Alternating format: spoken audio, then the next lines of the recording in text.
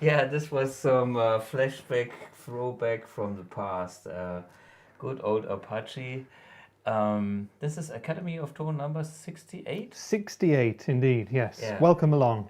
Yeah, and this is a 1956 Stratocaster designed by Mr. Leo Fender. And that's today's topic. I had some issues with this because it's not my guitar, it's a killer guitar.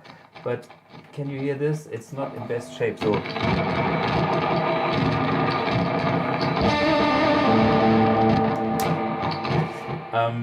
Yeah, it's a little crackly, isn't it?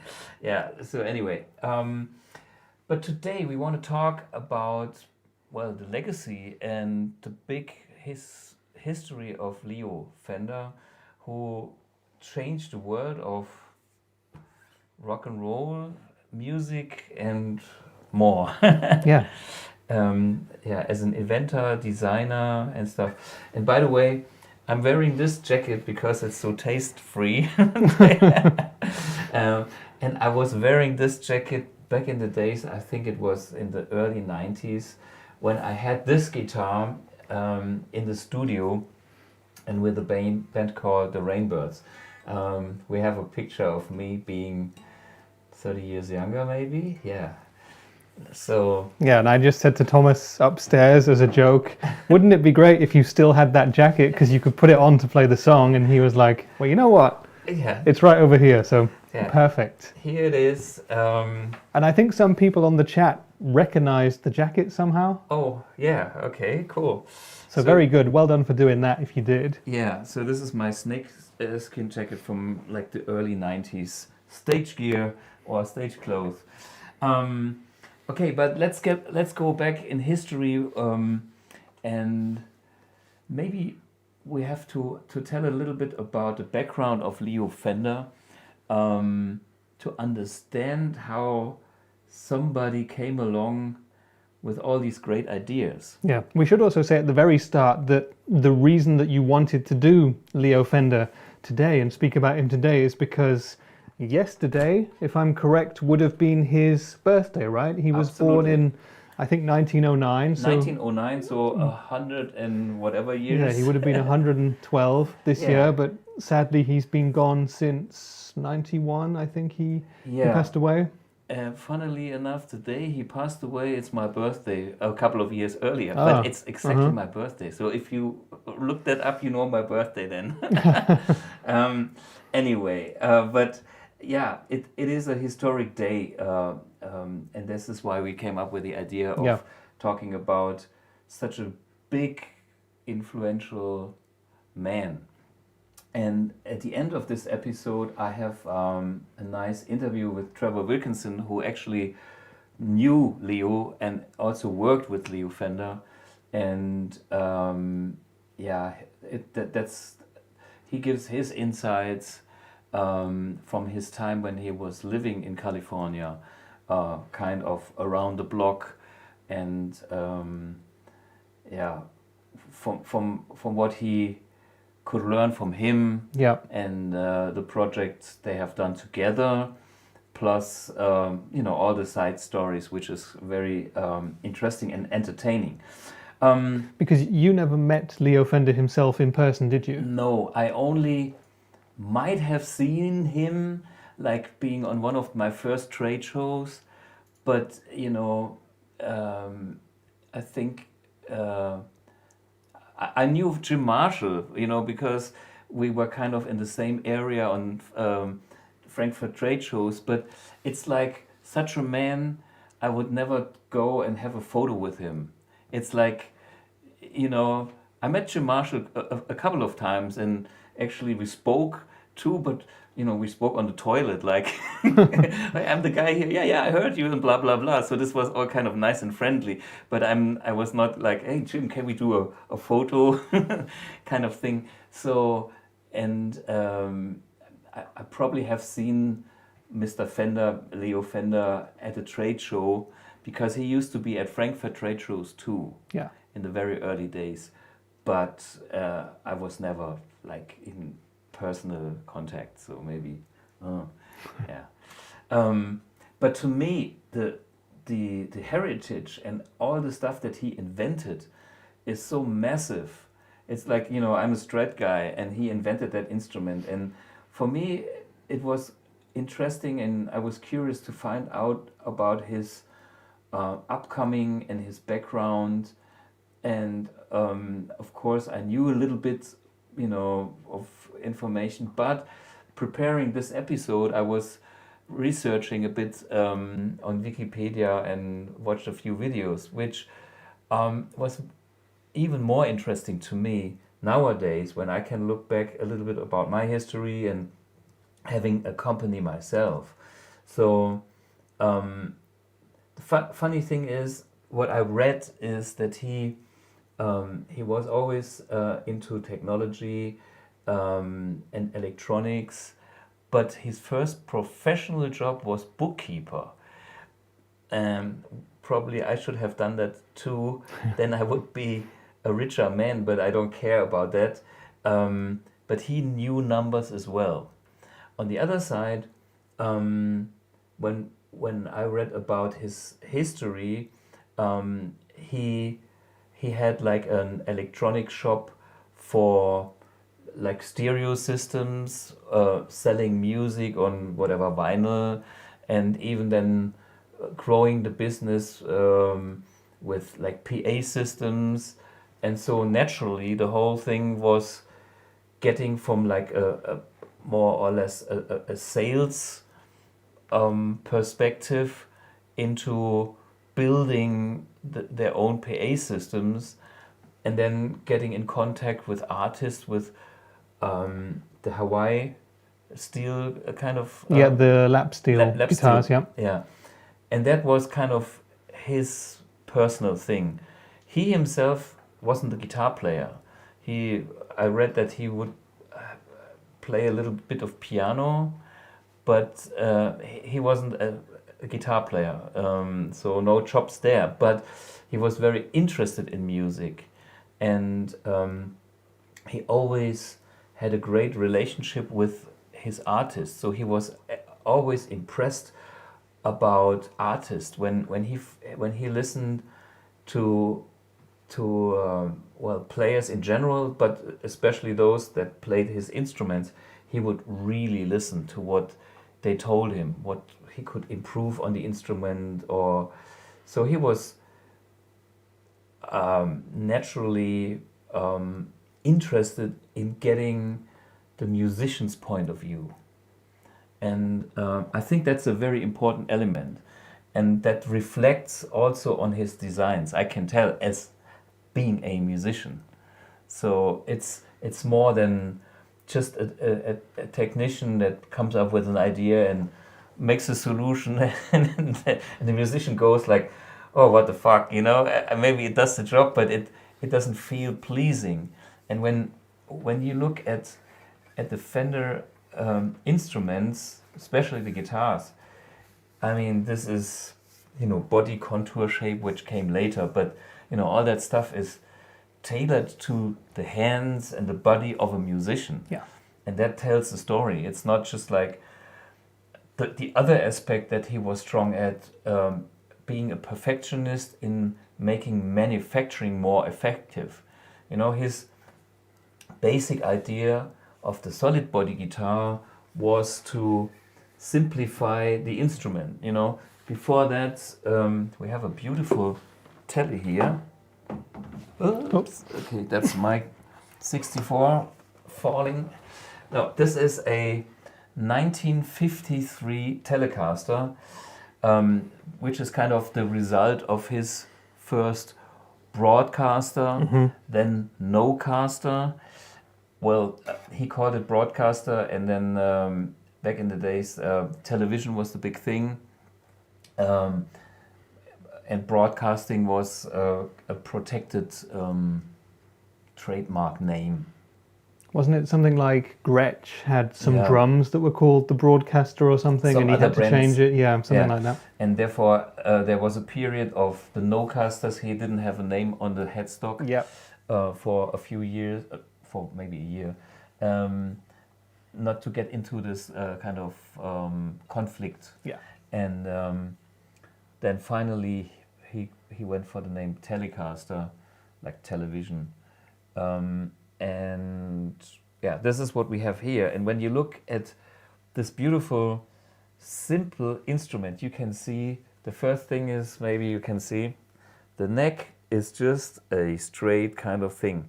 There is no angle between the body and the neck, like on a Gibson where there's 7 degrees or whatever, where it goes this way, and it's not glued in. It's bolt on with 4 screws. So his idea was, if there's an instrument with a bad neck, we can swap the neck for a good one. Exactly, and it was super simple as well. The neck is one piece of maple, isn't it? Yeah. There's no fretboard attached. It's one piece of wood. Yeah, this was the first early version. Yeah. And he didn't have that thing that is called truss rod, which is inside at the beginning, but he learned that he needs to do that because the power that the string tension put to the wood was, bending some of the necks. Yeah. And by not doing that, you can actually tell how good the wood quality was back in the days, how strong the wood was. And I mean, if you take modern wood, which is not dried for many years, and you put some strings on that, it takes probably a day, and then burp, the whole thing is bent like crazy. But anyway, his solution with a truss rod here, it's just the perfect thing to compensate the string tension. Yeah, exactly. And what a lot of people tend to say is that it's amazing how well he did first time. This is pretty much the first instrument design that he came up with and produced on a larger scale, and it's still the one today, which is absolutely iconic. Yeah, and I mean, this model, the Telecaster, today is produced like the same way. Yeah. And people even prefer the original version. Like, oh, can I get a no-caster, which means the early tele or, broadcaster style guitar. And all the later versions, they are not so sought after and respected. There are great guitars, but that people liked those very early ones shows that he was pretty right with the first attempt of the instrument. And that, to me, is a sign that he was a perfectionist, because when you release a product, there's several stages that you go through. There's a prototype, and there's like, when is it finished? And the point is, you have to get a feel for when the product is good enough, which and whatever good enough means is, in that case, as good that it still is the same today, which means even after decades of manufacturing that instrument, the first attempt was one of the best ones. Yeah. And that tells me it, and he did this many times. He didn't do only one and was lucky. He did this several times. And that shows me he had a good feeling of when something is ready to see the market. Yeah, it's particularly interesting because he himself wasn't a player. Yeah. So you do kind of wonder how he came up with these designs without physically playing them for himself. Yeah.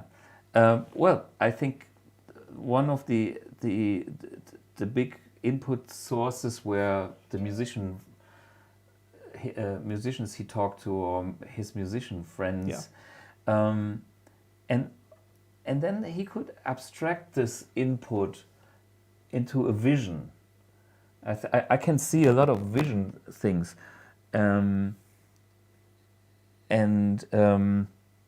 On this guitar, can you hold it for a sec? I plug this in to demonstrate. This is like the first style of Telecaster, which has the mumble switch, I call it, because this is like the bridge pickup here.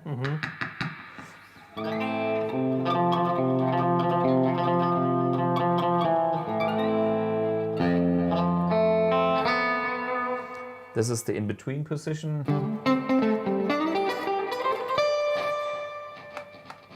Same problem or same issue with the pot.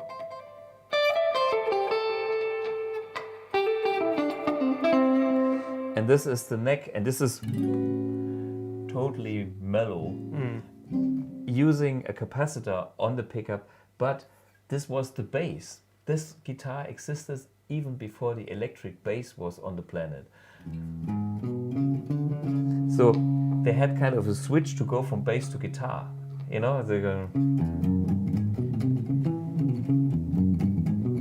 and then go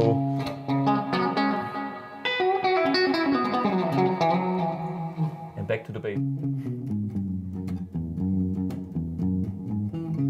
So this was the idea of that. Yeah, and he also did that with the Esquire, didn't he? So the Esquire guitars had one pickup, they had the bridge, single coil, but you could flick it over to the ghost neck position, and it was a bass sound. And I think the reason for that was because there weren't really PAs back in those days, so basses couldn't keep up with loud rock bands, and he wanted the guitarist to be able to have that kind of bass guitar type sound. And I recently acquired a cheap Esquire a few months ago, and it's kind of when you flick that on for the first time, it's not a usable tone really. You think, what was he going for? Because you can use it with quite a lot of gain and pretend it's like a comptoir or something, but it's really not useful in these contexts. But I think for a lot of players in those days, it was actually something they relied on for gigs a lot. Absolutely. And well, it's an easy mod. You just get rid of the capacitor and it's a normal tele sound, so to speak. But this, he came up with the idea of having the bass and the guitar in one instrument. And if you listen.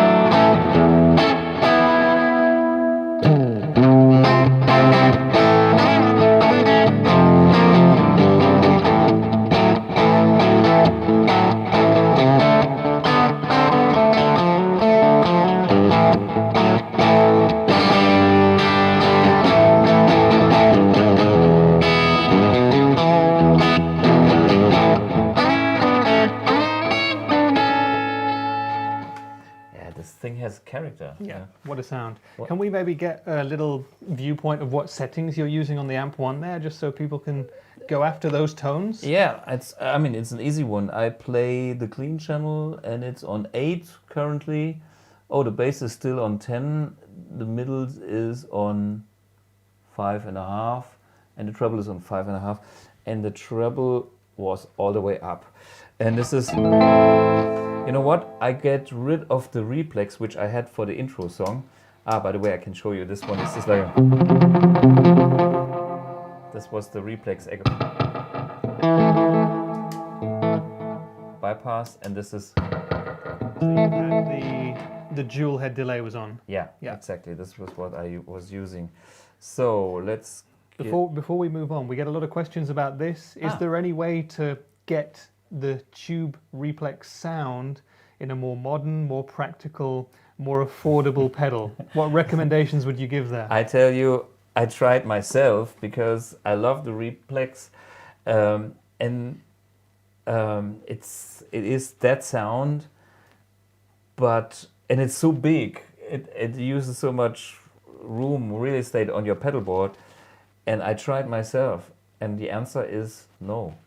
I still haven't found. There is no pedal that can replicate that tone. Yeah, and this thing is more like the very first version of the Echoplex, which was the tube-driven one, and these 8-beat are very, very similar. But all the Echoplexes out there, most of them are transistor ones. And I haven't found anything that really is replacing a replex in the way that I would put it on my pedal board. Yeah. Can anyone out there watching this episode recommend us a delay pedal that might give us the tone of the replex? A modern delay pedal that fits on a normal pedal board, goes with a normal power supply, and costs less than $200 if we can manage it. Any recommendations, put them in the chat and we'll check them out. I can tell you some right away. The Strymon El Capistan is... That's a good one, yeah. Is a good one. But that's more of just a tape delay, right? That's... Yeah, but this is what this is about. And then there is the Catalin Brett, blah, blah, blah. The Belle Epoque. Belle Epoque, you're right. And I went through a few, but maybe I'm not up to date anymore. Let me know, and we'll check that one. William Lee is asking, would you produce a BluGuitar replex pedal in the future? No, but I will do a BluGuitar blueprint for the MX, which is our product for next year, and it's already working. I'm talking about the replex on the MX. The MX is not ready yet, but I know there will be a replex, and it sounds very much like what we heard here. Very interesting. Yeah. So, because I used the replex as a proof of concept for that MX platform, and also the all the details like the tape flutter and the tube drive, which is important for me. Any more questions? Can you read it? Plenty of questions. David asks, is the 52 Tele one of the most popular Telecaster models? That's actually a pretty good question, because we've talked before about the Strat years, which are the most popular. You've got your 61, there's 54s, for example, which are very highly thought of, which fetch very high prices on the used market. What about Telecasters? Yeah, this is the one. This is a 53 or 50. I mean, this is 53, but 52, 53. That's the holy grail. Yeah. I mean, this is it. And I mean, if just listen to this bridge pickup here.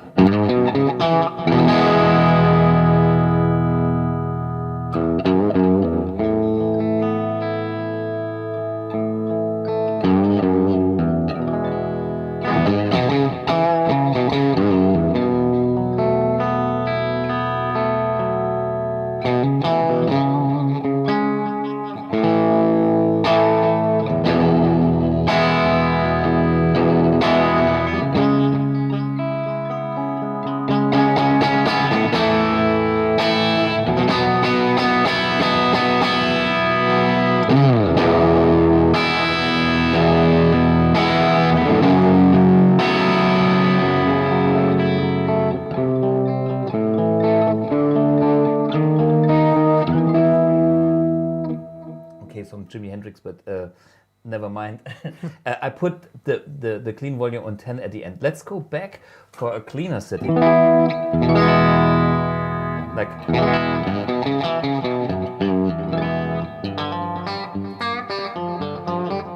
Let's get rid of the reverb. No, my delay.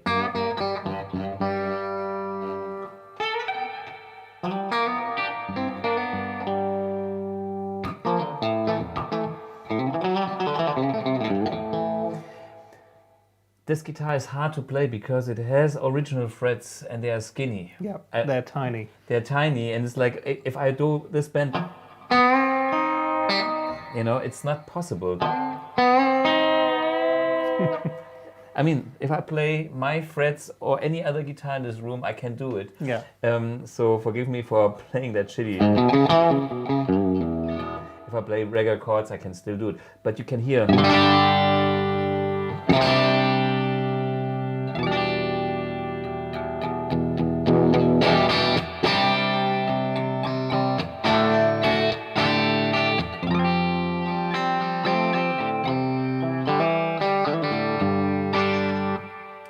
This, by the way, is the blue box with my Marshall setting, but let's go for a Fenderish. You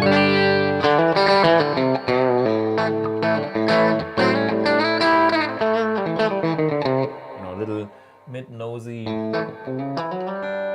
for more extra twang.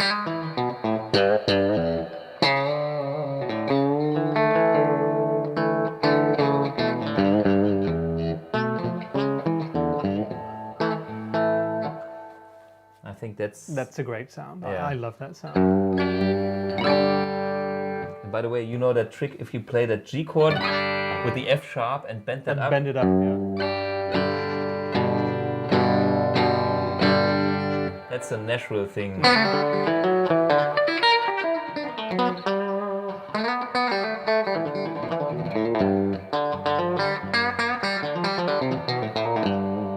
Yeah, definitely cowboy music built into this guitar. And that's, you know, a nice bridge pickup. Can we maybe hear that telly with a little bit of crunch? Sure. I mean, one way is to crank the amp and increase the clean volume.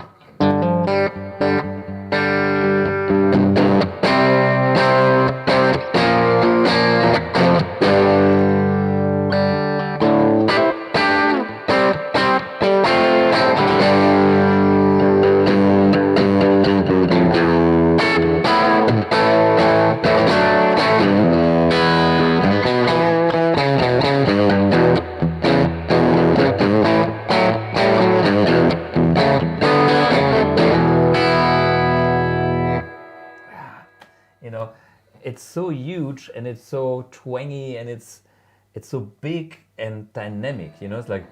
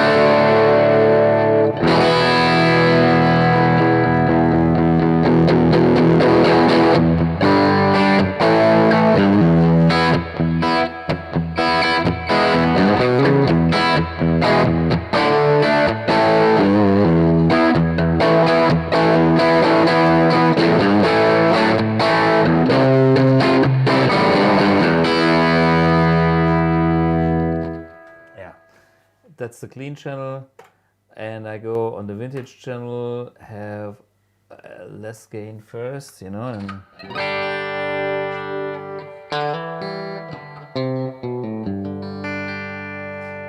so this is I didn't change anything. I just put the gain of the overdrive to like 4. Let's put it to 4. This reminds me a lot of my Vox AC30 top boost. By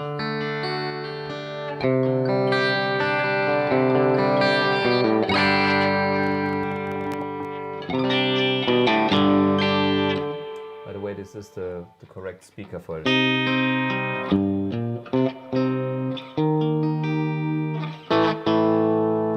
But anyway, here's a...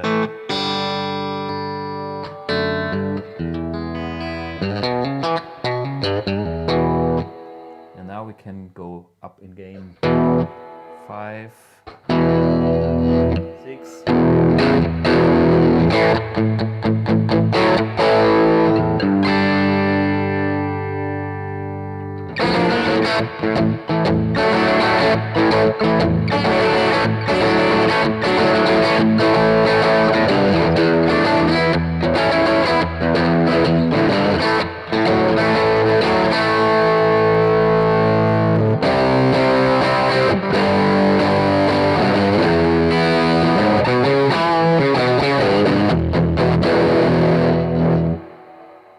So you find all those tones here on the gain, going from 5 or 4 to 10, you know, on the vintage channel. And you find the crackle on this pot. Okay, and authentic vintage 50s crackle, yeah. yeah, I mean, The custom shop relics don't feature that, do they? we should sell it in boxes.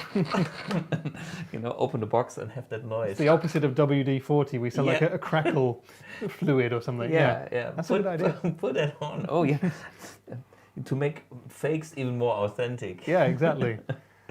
But what a first design Yeah. to come up with. This was the first guitar, and you've just proved that it can basically do Anything. anything. Yeah. I mean, this is like, and it was meant to be a bass on this position. I'm not going there, but it's like, even just the bridge pickup alone is such a killer, you know? Yeah.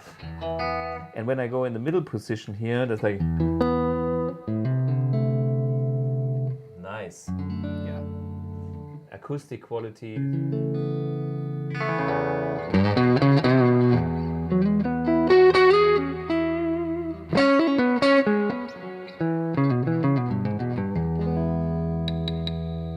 Neck.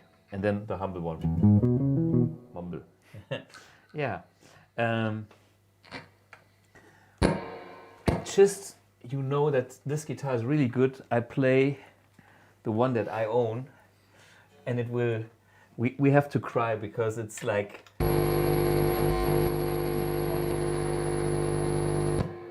Well, that's a start, yeah. yeah, that's the start. See, that is modern hum and crackle. And it is just not as good. It just doesn't have the same mojo know to what? it, does it? This guitar just will not do the thing now because it's so afraid of It's terrified, yeah. Yeah. It's just going to refuse okay. to be played today, I think. Yeah, okay, anyway, this I gave it a chance, but the guitar told me not to play it.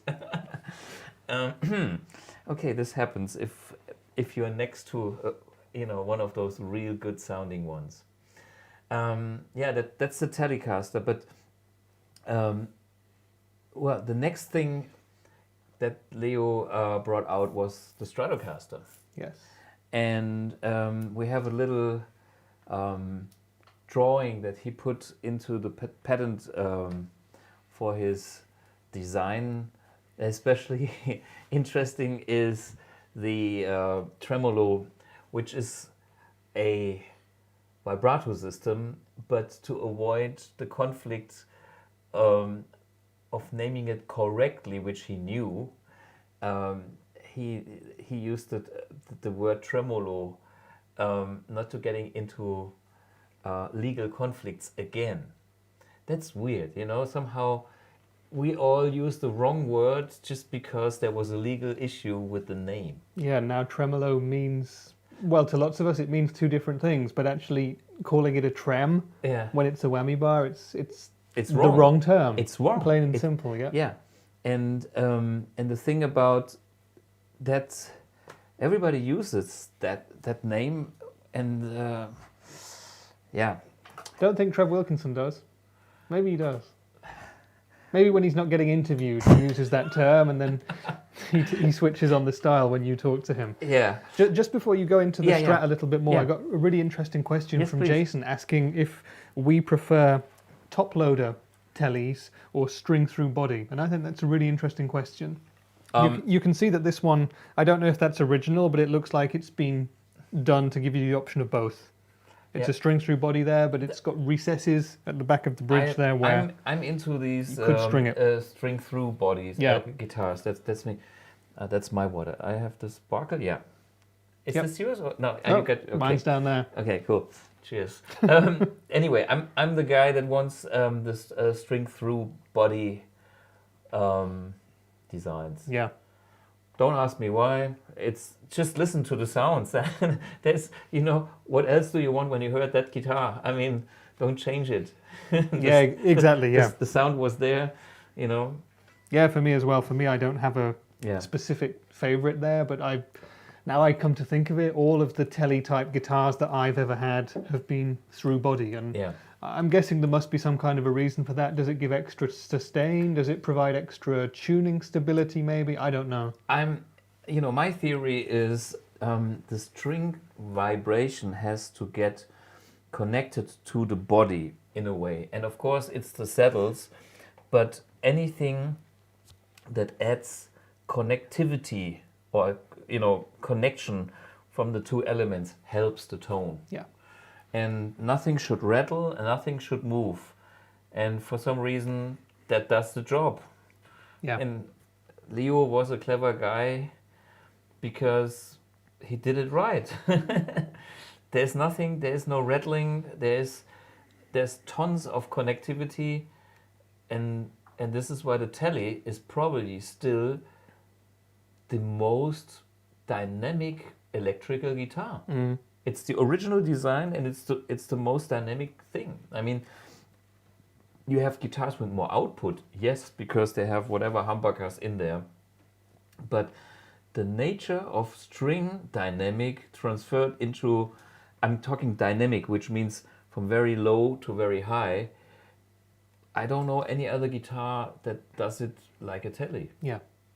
That's still my winner in that category. Yeah, exactly. And there's just other little things like you mentioned there, the brass saddles. Yeah. So the old school Teles all had these 3 brass saddles, Yeah. 2 strings per saddle, and Tele aficionados will tell you that's the only way. Lots of modern Telecasters will have 6 Yeah. saddles, one for each string. It's more intonatable. Yeah. But, you know, does it lose a bit of magic? I'm not sure. I'm sure it does. Yeah? Yeah, I'm sure it does. And that's why this is what it is. Yeah. Simple, straightforward, and focused on this simplicity gets the energy out. And this is what you hear. This is what gives the instrument that kind of character. Exactly, yeah. And the Stratocaster then was a progression on what had come before with the Tele. Yeah. A little bit more refined, more Yeah. options. And it was just, I think, based on demands from different players who were playing this guitar and wanted something physically more comfortable and wanted more tonal options. Is that how it went? Right. That's one thing. And I think this kind of vibrato system, which is called the trembar, sounds a bit like the Hawaiian steel, you know? Yeah.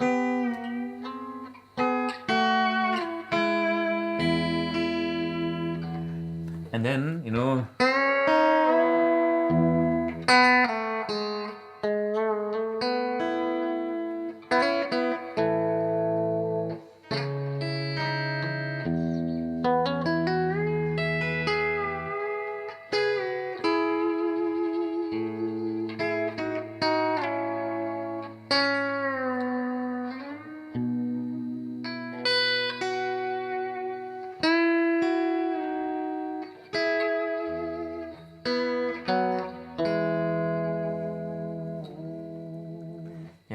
so if you think that Leo liked Hawaii steel guitar, that thing makes sense, you know?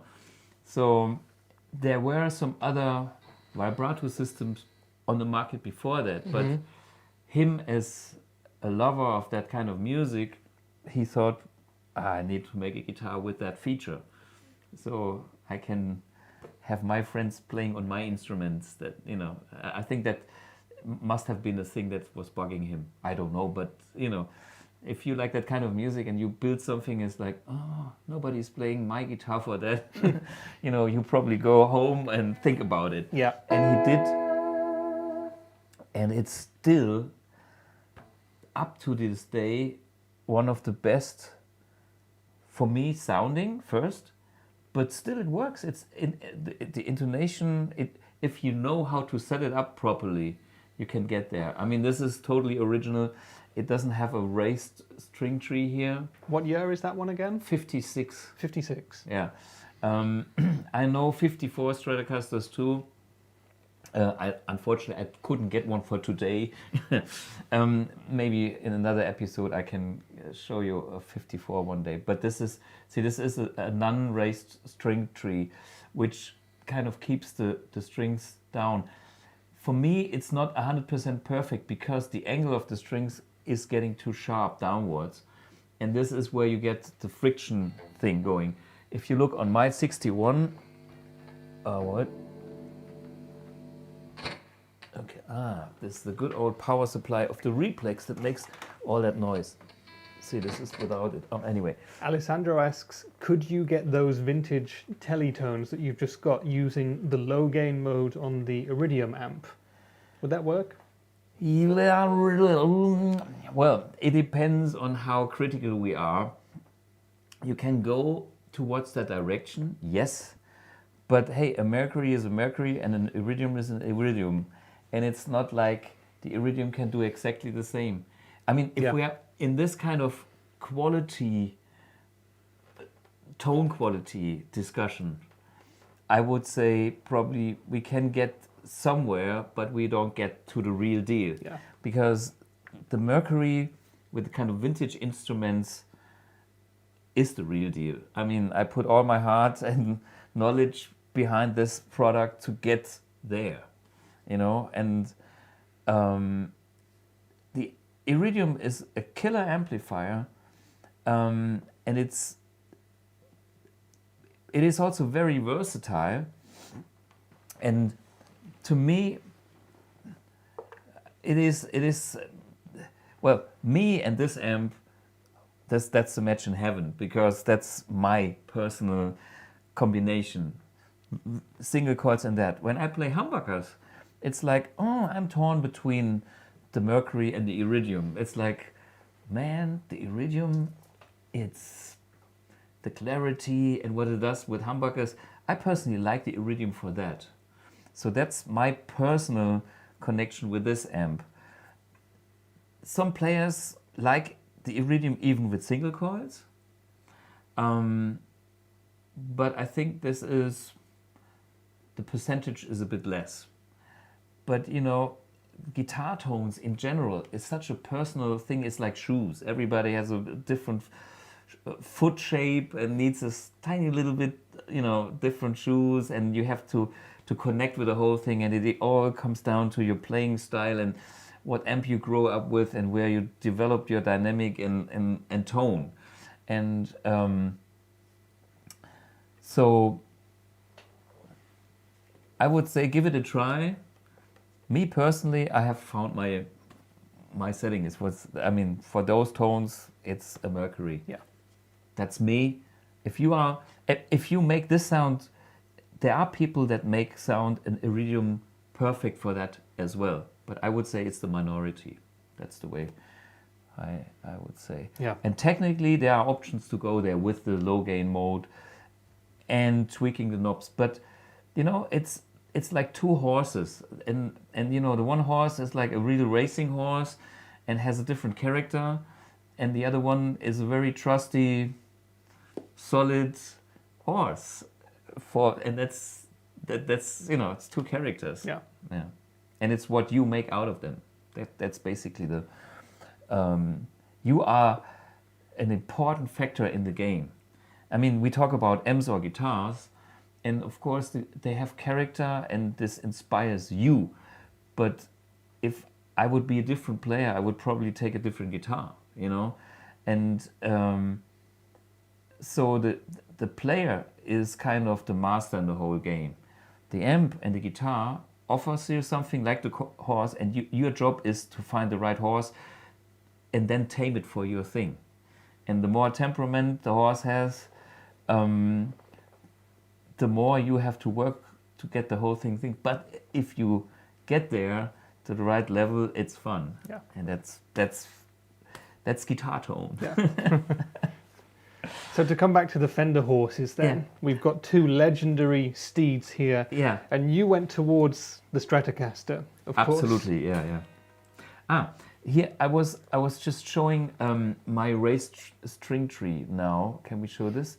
See, I put one of those little electronic levelers. Maybe we can hold it in the camera. So, and by doing that, you can probably see that the string angle here is not as steep. You know, it from here to there, it just adds that pressure that I need. So even when I play it very hard, that the strings don't get off the nut. So versus, let me show you the 56, the original again, where there is no. I put all this So can we show this again with the same camera? So see how steep that angle is here. Boom. You know, the strings go down, down, down, down, and then they go up again. And to me, that's something I would improve as a player. You know, down, up. So the first thing is I would have it like raised here, and then I have less friction on the nut. Yeah, it's simply, trust me, I've done it, and I've done it for 40 years, and that's a slight modification that helps. Yeah. To keep the intonation. That's one thing, and some other things, and then this kind of tremolo vibrato system is still a system that you can use up to the day, and it stays in tune. Yeah. Yeah. I'm so excited. Yeah, and look at this design. I mean, he put in such an easy way. He put the springs on the back of the guitar, nothing on front where it would hurt you or would be in the way. No, it's on the other side. Very clever, very clever. I mean, you know, just having the idea of having these 6 screws to use for the rotation of the tremolo, of the trem, and then have the other, well, pulling springs on the back of the guitar. It's so simple, but it is also so effective, and it makes so much sense if you think about it. And this is why I highly respect his designs. Yeah. I mean, this is like, man, clever. Done. Let's plug it in with, where is my cable? Stratocaster. Let's talk a little bit about Stratocasters. And is this the one? Yeah. That's the one. So, bridge position on a 56.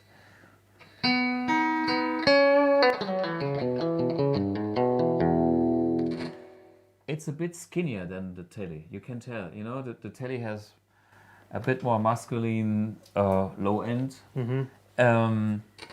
So we have to kind of compensate that a bit with a bit more gain.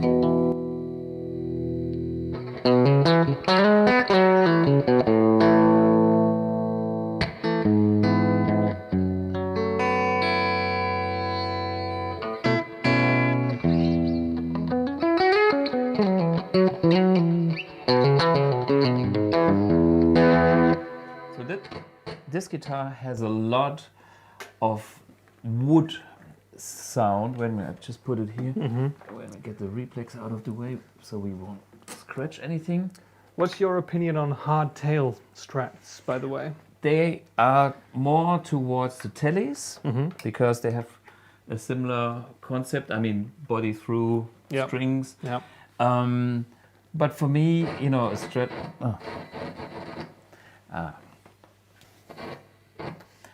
It's my mic transmitter. Ah, So see, okay. it's just for the guys so you understand, it's like, so, and if I play it here, all clean. Mm-hmm. Okay. So now when my 61 has more O. Yeah. And this is the difference between like a maple neck, and which has a bit more R, Mm-hmm. towards the rosewood fingerboards in general. And this is why I play Strat with rosewood fingerboards. Teles, I don't need the rosewood fingerboard because the construction already has that O twang thing.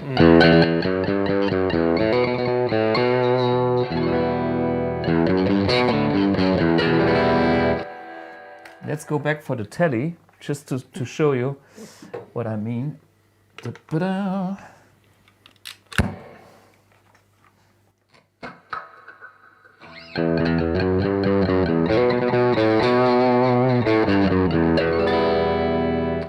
Killer tone. Surprisingly similar to the 61, though. Yeah, So, And that's something that is really lacking in the 56. yeah, I mean it's different. Different register. Yeah. You know, this guy is 2 meters and has strong arms, you know.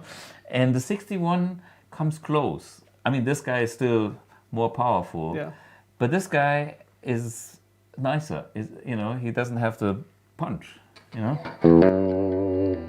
But there are other qualities. When I switched to the maple neck position, you know, I mean, it's like.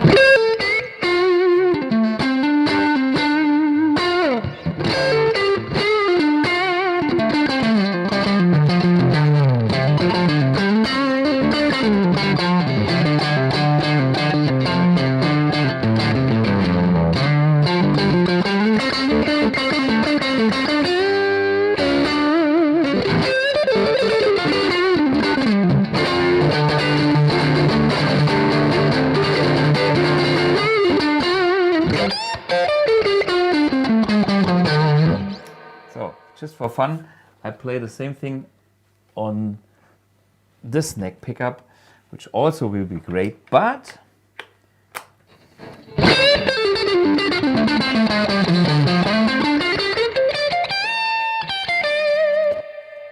it doesn't have the last bit of punch in the mid-range, you know?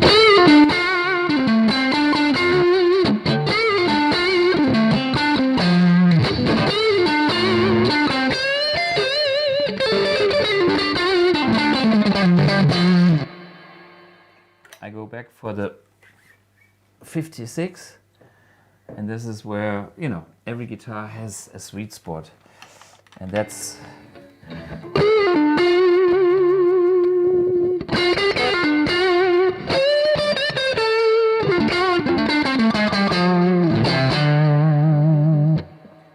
just because it doesn't have the low thing, it talks more in the mids.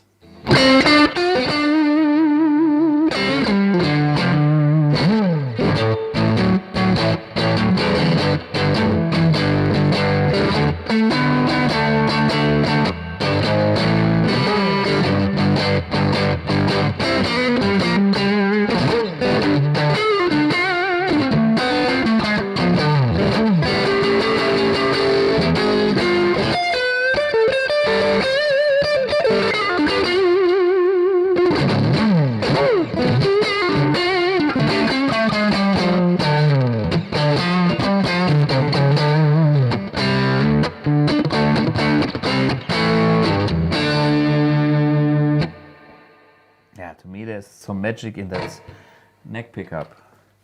And for the guys who want to copy the tone on the amp 1, it's same setting, I just have the vintage channel on 7. That's it. The vintage has no custom control, so middles on 6 and treble on 5, bass on 10. But the bass doesn't matter because it's like that's middle, that's full.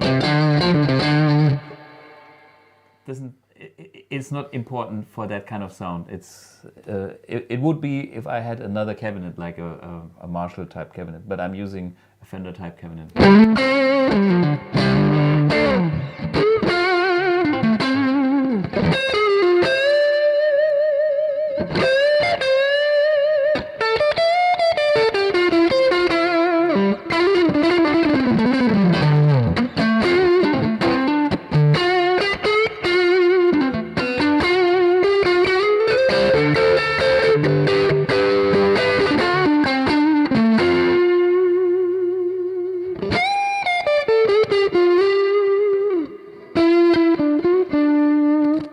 And it has the ooh.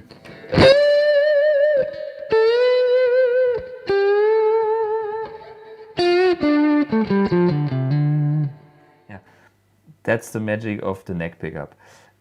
Another pickup that is very underestimated is the middle pickup.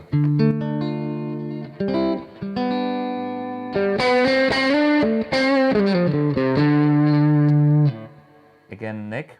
You know, big, middle,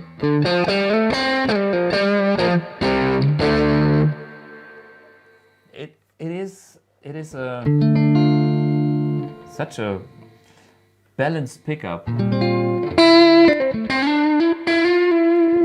I always used it a lot in the studio for chords. It's kind of, you know, the bridge is always too much E, and the neck can be beautiful, but you know, this is kind of sits in a very nice spot in the middle, and on cleans like.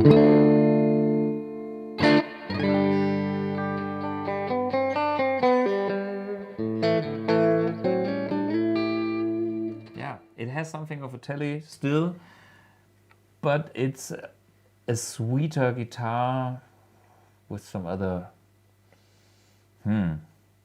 flavors. Do you know when they introduced the first 5-way switches on Strats? Oh, actually no, but this was very late. Yeah. I remember 3-way switches were still used in the 60s. Must be in the mid 70s maybe, or maybe even later. They were around when I started playing the guitar. This was the 80s. So I'm guessing, but I guess about 70s, not in the 60s. Yeah. Okay. And they all had to go and find the sweet spot for their Mark Knopfler more.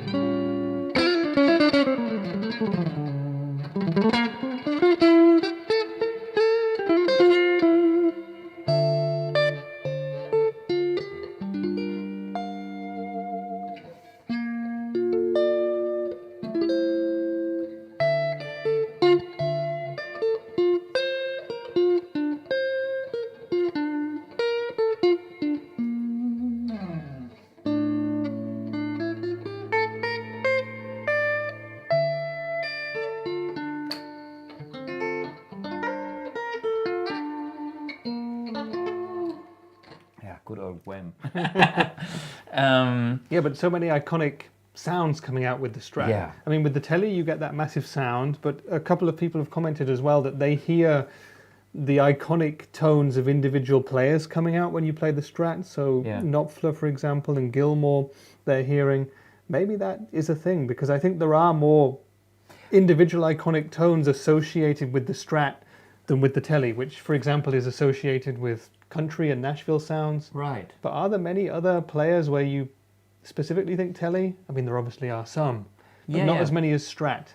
Yeah, that's true. I mean, there was Robbie Buchanan as a Tele hero, and there are other players. But maybe it is like the Tele is so strong from its own personality that the Tele flavor is kind of stronger than your own flavor. Yeah. And the Strat is a little bit weaker, but still has enough character there. So if you awake your character within the Strat, you can talk. And which many great guitar players did, from Jimi Hendrix to David Gilmour and Jeff Beck and them all. Yep. That's a nice way of thinking about the Strat. Mm. It's and as you can hear, I mean, this kind of maple neck Strat is again so inspiring. To me, the cleaner the tone, the more maple I accept, because it's the wood.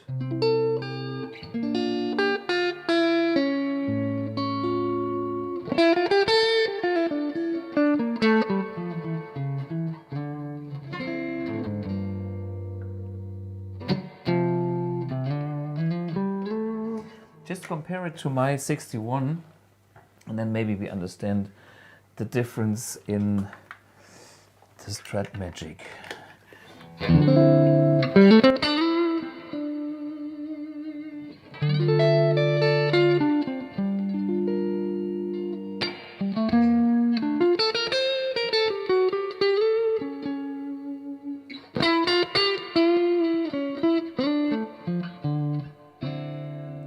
When I play this, I feel the woodiness of the maple Strat gives me a touch, just a touch more when I play clean.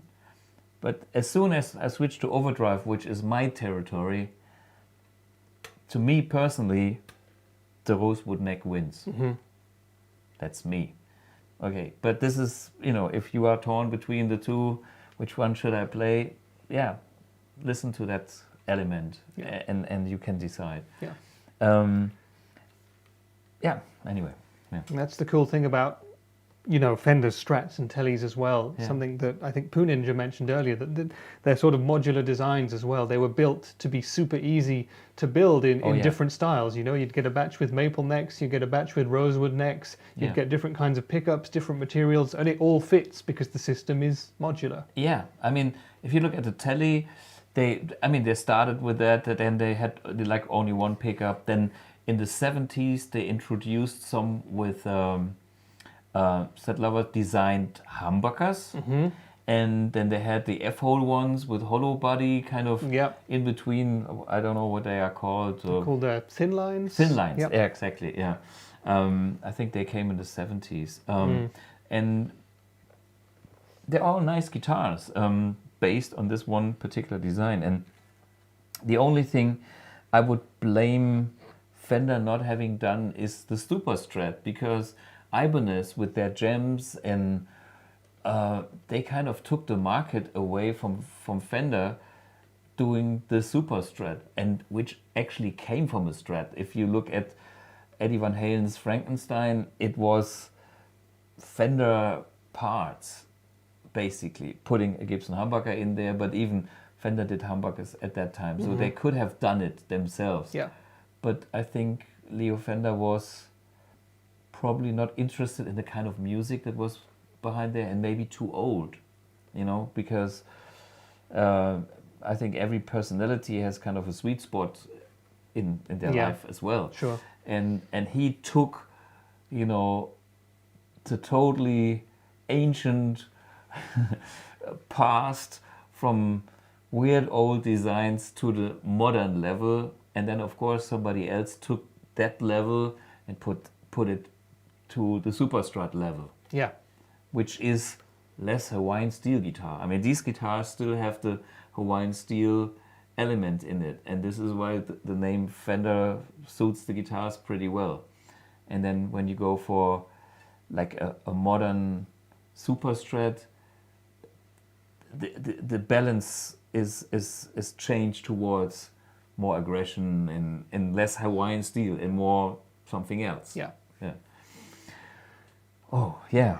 Yeah, exactly. And the next guitar that Leo came out with was not Super Stratty at all. It was the Jazzmaster, if I'm not mistaken. And that would have been the early 60s, maybe 62. Yeah. That sort of a time.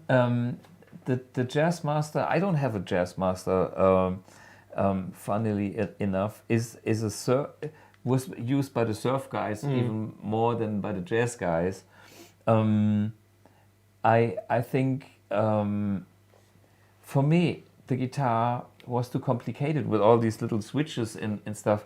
You know, for me the simplicity of the Strat is, and the layout is maxing out the concept of the electric guitar. So me personally, I haven't looked at anything behind or past this design, because this is ergonomic. This is all it takes for me personally. But if I look at later Fender designs like the Jazzmaster and the Jaguar, and there was a Starcaster, which was like their version of a 335, and to me they lost something of that early clarity, not only in sound and tone, more in the design. And I'm pretty rude now, but it's like this and the invention. We didn't talk about the bass. I mean, one of the biggest things here with Leo Fender is he actually was one of the main guys behind the electric bass. I mean, if he didn't invent he put frets on the bass instrument. I mean, before they had upright basses with no frets, he put frets on there so everybody could intonate the bass guitar. Even the stupidest guy in the band could play bass now, which was cool. And he used the Tele concept for the P bass. Unfortunately, I have a P bass, but it's on the roof. Too late for today. Yeah. Anyway, so I show you my, I think late 60s, early 70s. I have, if somebody knows serial numbers, you can tell us in the comments. I try to read the numbers. 266697. 266697. That's my jazz bass. And the jazz bass is like the Stratocaster of the bass guitars. As you can see, it's from the form. But Leo's invention of the P bass is probably one of the biggest steps in the whole inventing, because he made the bass guitar a usable instrument. I mean, before that, with the upright basses, you know, how do you travel with an upright bass? I mean, you have a super expensive instrument, you put it in the case that you can't carry. It's a nightmare. Yeah. And he just had, you know, a plank of wood, put a neck on it, and, you know, put it in the case, and you are good to go. If there's something wrong, you can swap the neck and all this stuff. Again, on the early P basses, there's only one pickup, and it's so simple, but it's still till today. It's a similar thing with the Telecaster. A P bass is a P bass, and it's authority. Here comes a P bass. Yeah, exactly. It's not the most glamorous instrument, but the P bass for me is the one that just sits in the mix perfectly. Absolutely. Every time. Yeah, and it's I mean, Sting plays one, and many others. But let me show you this bass. Get rid of the reverb. So 2 pickups. Huh?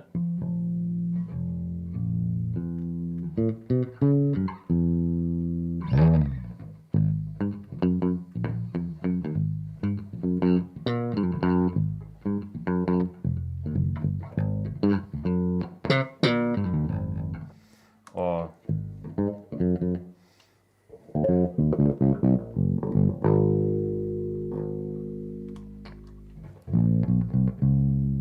you know, the classic sound.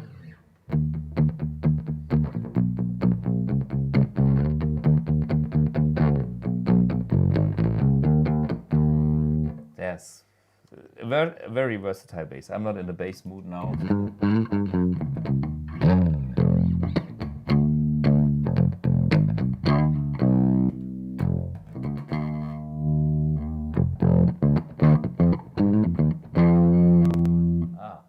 Give me a proper cabinet like my Stack 1970 and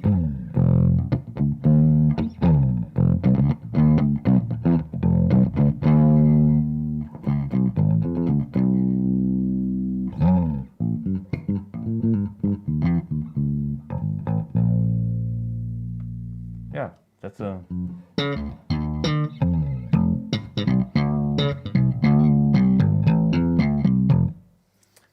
stuff you can do on a bass. I'm not a bass player. I mean, I did play some bass in the studio once because I knew the songs and I had the timing, and but I don't my mindset is not bass player. So yeah. But back to the inventor, Leo Fender. What he has done to the bass, to the electric bass, is impressive. And after Fender, he did Music Man as a company, and there was the Stingray bass, another classic. with active electronics, and what can I say? It's unbelievable. It's one of those other. He invented 3 classic basses, and he invented the Strat and or the Tele and the Strat, and some other guitars. To be a bit rude, this is at least 5 huge invention, and we didn't even talk about his amps. Mm-hmm. So the other side is like, here's my good old 57 Tweed Deluxe, that magic 6F whatever number everybody dreams of. Here it is, and there is nothing wrong about it. It's just so good. Unfortunately, it's piled up and not plugged in. I think we make an extra episode. Yeah, I think we'll have to on the Fender amps. On the Fender amps, Yeah. There's a Champ which I modded, and there's my Princeton we heard in the other episode. And there is, here maybe we can see, it's the cabinet of my Twin. Yeah, it's hard to see. Anyway, there's my Twin reverb. The electronics is used as a stand for a camera opposite to us. This is a Fender Twin, by the way. You can't see it, but we do. They are coming very handy because they are pretty heavy. So they are perfect stands for cameras. Yep, exactly. And monitors. And they sound cool too, but I only use it like once a year. Yeah. And I do have a super reverb, which is a bit weak at the moment. It needs some love. I have no time. I probably send it to some of my amp friends that are just into cleaning vintage gear and do it properly, authentic, they have the right components to fix that. Yeah. And then we will see that beautiful super reverb again, which is also one of the Fender amps that I like a lot. Yeah. And so these are my classics. And what's the other one? The 212 or the 210 Deluxe. The more the modern version of the Deluxe, not the Tweed Deluxe, like the Blackface Deluxe killer amps, or even the Silver Faces. Fender Deluxe is a classic. Yeah. But going back to what you said about Music Man in the 70s, that ties in with another good question that we've had from, I think it was David who asked it, saying, why are the headstocks on Strats from the late 60s and 70s bigger and a different shape? And of course the answer to that is that Leo Fender was no longer with Fender. Yep. As of the late 60s and the 70s, because in 1965, I think it was, he sold out to CBS. Yeah, in 1965 he was ill. I haven't found what his illness was, but he had some severe health issues. And he sold Fender musical instruments for, I think, 13 million, somewhere I found the number, which was shitloads of money back then. Yeah. So he could have retired that day when he sold Fender easily. I saw the stat. It was $13 million, and I also saw that a short time before that, CBS had bought the New York Yankees team. Yeah. The baseball team? Yeah. The Yankees must be baseball, Yeah. right? And they paid $2 million less for the baseball team than they paid for Fender. So that's how much money $13 million was back in the day. Yeah. So, and of course, what happened is, when Leo was not in the production anymore, and from what I can see of the early pre-CBS instruments, they do have a certain consistency on product quality, even though there was a lot of hand making there, and they had variations. Sometimes I see vintage guitars where you think, is it a fake? Is it not a fake? Some of them are no fakes, because I can tell it's the original lacquer and it's the original, you can tell, the radius is being used. Fakes can be pretty good, but I have seen enough old vintage instruments, and even some with some slight variations where this is kind of the tolerance that happened in the factory. But all these instruments had a certain quality level, and some of them are not magic because of several reasons, because not every wood plank is the same and stuff like that. But I have seen horrible Fender guitars from like from the CBS years, especially when I started to buy my first Fender guitar in the 80s. This was the worst Fender crap ever built. 3 thing with a tilt neck and and lacquer like this thick and horrible, heavy, no tone. I mean, everything you can do wrong to a Stratocaster they have done. And this was kind of something that evolved over the years. It started, like a puristic thing with local wood that was great, and then CBS probably bought whatever wood from somewhere and optimized manufacturing processes, used different metal which was cheaper, used different methods, and then a few percent here and there, and the whole quality went down. Yeah. And Leo was, well, he was sick, so he was still an advisor for them, but he didn't have the power and couldn't do it. And then probably he was so frustrated because somebody else was in power and took the decision, so he was not happy there. Yeah. And therefore he founded his next company, and picked up from where he was before. And there was G&L, there was Music Man, and if you look at those instruments, you can tell they have more quality and than Fender instruments from that time. We can still argue about if the vintage pre-CBS Fenders are better than the G&Ls, but maybe they are, because they are older and more played and maybe more puristic in a way. But the G&L guitars were killer guitars. So they were great instruments. There was a lot of good things about those, especially compared to what Fender did at that period in time. Yeah. And Fender has since kind of recovered a bit and has a great reputation again. Yeah, Fender had super trouble because, when I grew up with my first Fender Stratocaster with that shitty quality, I think Fender was nearly dead. It was, optimizing and whatever you call it, milking the cow till it's dead. There is an end to that process. You can't squeeze any more milk of a cow where there is no milk anymore. You kill the cow. And this is what CBS did, or whatever company was. I think it was CBS back then. And then they had to do a restart.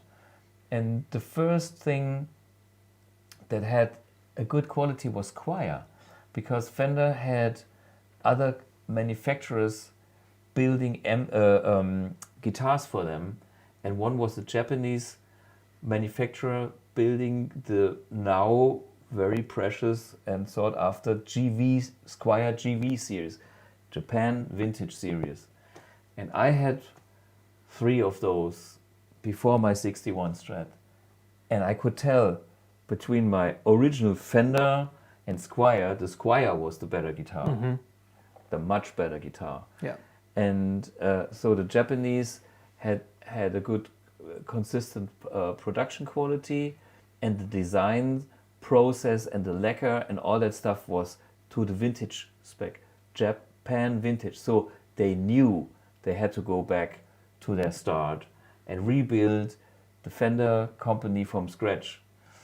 And today, this is like 30 years past that, they opened a custom shop, another very important step to celebrate the old quality and make that knowledge come back to the company, and then maybe use it on the standard American whatever and other guitar lines as well, which is it's a clever move. I mean, if I had to do that job, I would do it exactly like that. Somebody did something right.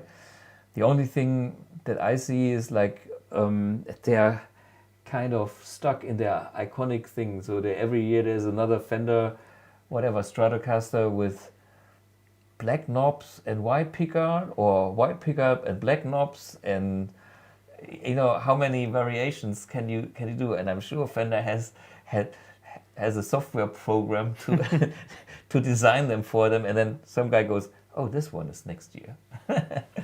Yeah. Yep, and they need to come up with a new name and maybe put an extra $200 on the price tag, and they're all good.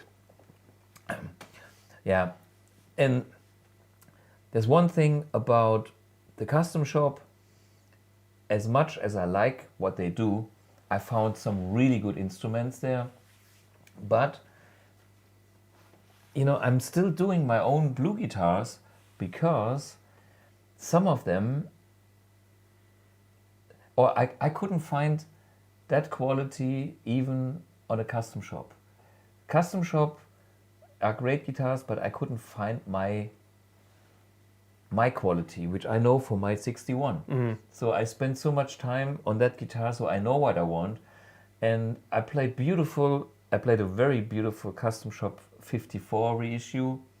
Perfect guitar. Should have bought it, but was in Australia. I had no money with me.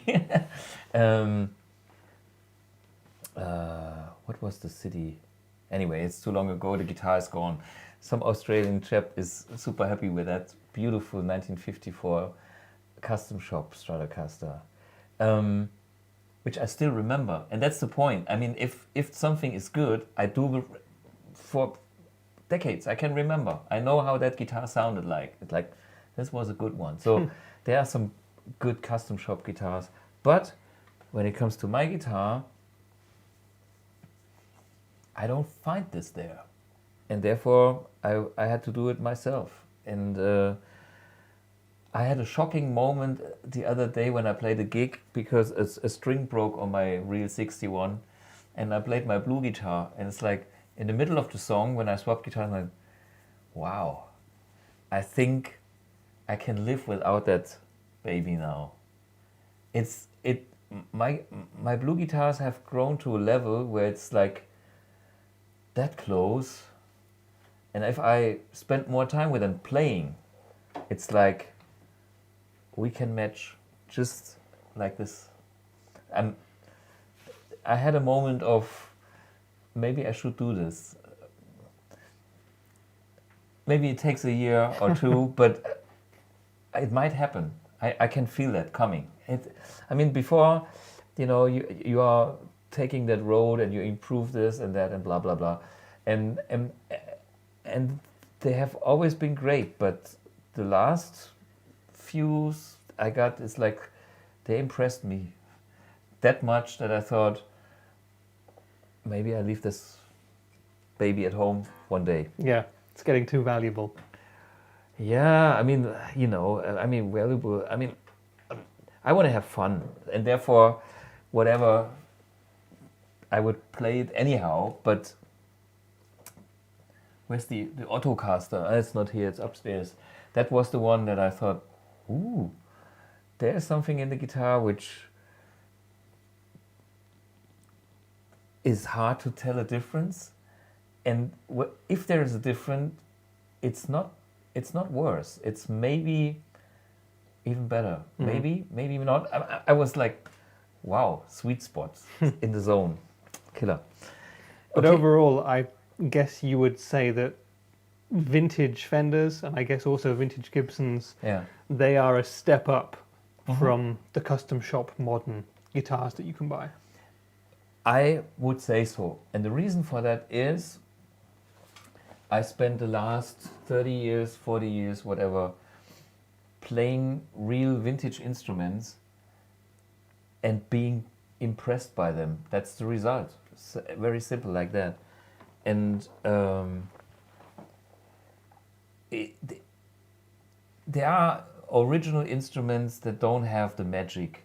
But if they do have the magic, it's that extra class. It's like everybody else go home. It's like end of discussion. It's like, no, it's clear. It's a clear winner. So, and I've had this not only once, and because I wanted, some people want that vintage guitar to be better. No, I hope to be free of this. It needs to be that original thing, and I have to pay that shitloads of money. I mean, you know, all my Les Paul project, you know, is only because I don't invest 100,000 in a guitar, which is, I wouldn't do it. It's nonsense for me. But I want that tone, and so I'm happy for the moment where I can kind of crack the code and get the vintage tone in an instrument. Of course, I want to look that is similar to the. So I don't, you know, if I don't know, I shouldn't know. So that's what I want. But still, to this day, the custom shop is not on that level. It's very, very good, and I'm trying to get better. But it's a challenge. For me, it's a challenge, and this every day when I get a bit closer, it makes me more happy. So I have something to do for the next 10 years. Yeah, exactly, yeah. Do you think there are any other modern companies which are kind of building guitars right now that in 20 or 30 years will be looked on in the same way as vintage Fenders or Gibsons? Or do you think that because there are, you know, there's so many bits of gear out there right now, that there won't be the rarity or anything like that? Or because we don't have access to the same kinds of woods, it's a different story now? Yeah. What's your feeling on that? I was very impressed by some McMull guitars, you know, from Israel. Yeah. And but they are also so expensive. Okay, I do understand it, but it's on the other hand, it's like a lot of money. But it's a really good guitar. Somebody did their homework, and so what I'm trying to say here, it's not them only, but there are a few people out there that make actually really good guitars. There's a shop in Germany in mit der Hängeschwebebahn, not Dortmund, it's Wuppertal. The guy makes Telecaster copies, and they are really good. They have character. The guy knows what he's doing. He probably has an old one, and he's old enough to have sucked in all what a good old Tele like this one is doing. Yeah. And his replicas are very good. Yeah. And but I think there's another aspect, which is these are small companies, and when you look at any brand, if we talk about brands, you know, Fender is so iconic as a brand because so many great players used instruments or amplifiers from that brand. So that builds up such a brand energy, and even in 100 years we will talk about Fender. This as one of those, you know, like Edison invented the light bulb or whatever, you know, or Diesel made the diesel car, or, you know, this kind of importance because they were so big. And of course I'm sure there were other inventors not as popular as them. They had also great inventions, but we don't talk about them anymore. It's the same thing like composers. I mean, we all talk about Mozart and Bach, and because we repeat again the big names and Beethoven and Beethoven and Beethoven, then they become bigger and they stay forever. And the little Händels and Mendelssohns, and, you know, they're kind of fading away a bit. But this is like the contrast effect of the time distance, the time warp. Yeah. Yeah. So we will surely remember Jimi Hendrix, even if he only put out like 4 studio records and the rest was some crappy live shit with tons of great energy, but very weird detuned guitars. No, I'm joking. But other artists, for instance, they produced 3 times more records, and they were around for way longer, but not on this kind of big scale. And then we will forget their names. I mean, it's hard to say, but if you think about Alan Holdsworth, for example, his intellectual way of playing the guitar is unbelievable. Every guitar player that heard him would say, I can't do it. And it's like Eddie Van Halen was his fan, I was his fan. I was respecting his music. I'm not the kind of guy that can listen to that deep music all day. It's too heavy for me. But I'm not sure if we talk about him in 100 years. And that's a little bit sad, but this is the thing about smaller, great personalities. So to be an icon helps to live forever. So that's another job for somebody that wants to be remembered. But at least we can say Leo Fender did, because his name is still on headstocks and the company is still alive. Yeah, exactly. And it's one alongside Gibson that will be there as long as the electric guitar and rock and roll is there. Yeah, I assume. absolutely. Yeah. I mean, if some businessman makes a wrong decision, you can kill any company. But we have seen Fender around being even with the worst shitty quality in the 80s, and the brand name is still so big. Even if you torture and destroy it again, some clever man in the future will come up and, oh, this was a good brand. There were also a few names like Jimi Hendrix and Eric Clapton and some others that played a Fender. I think we get that brand alive again.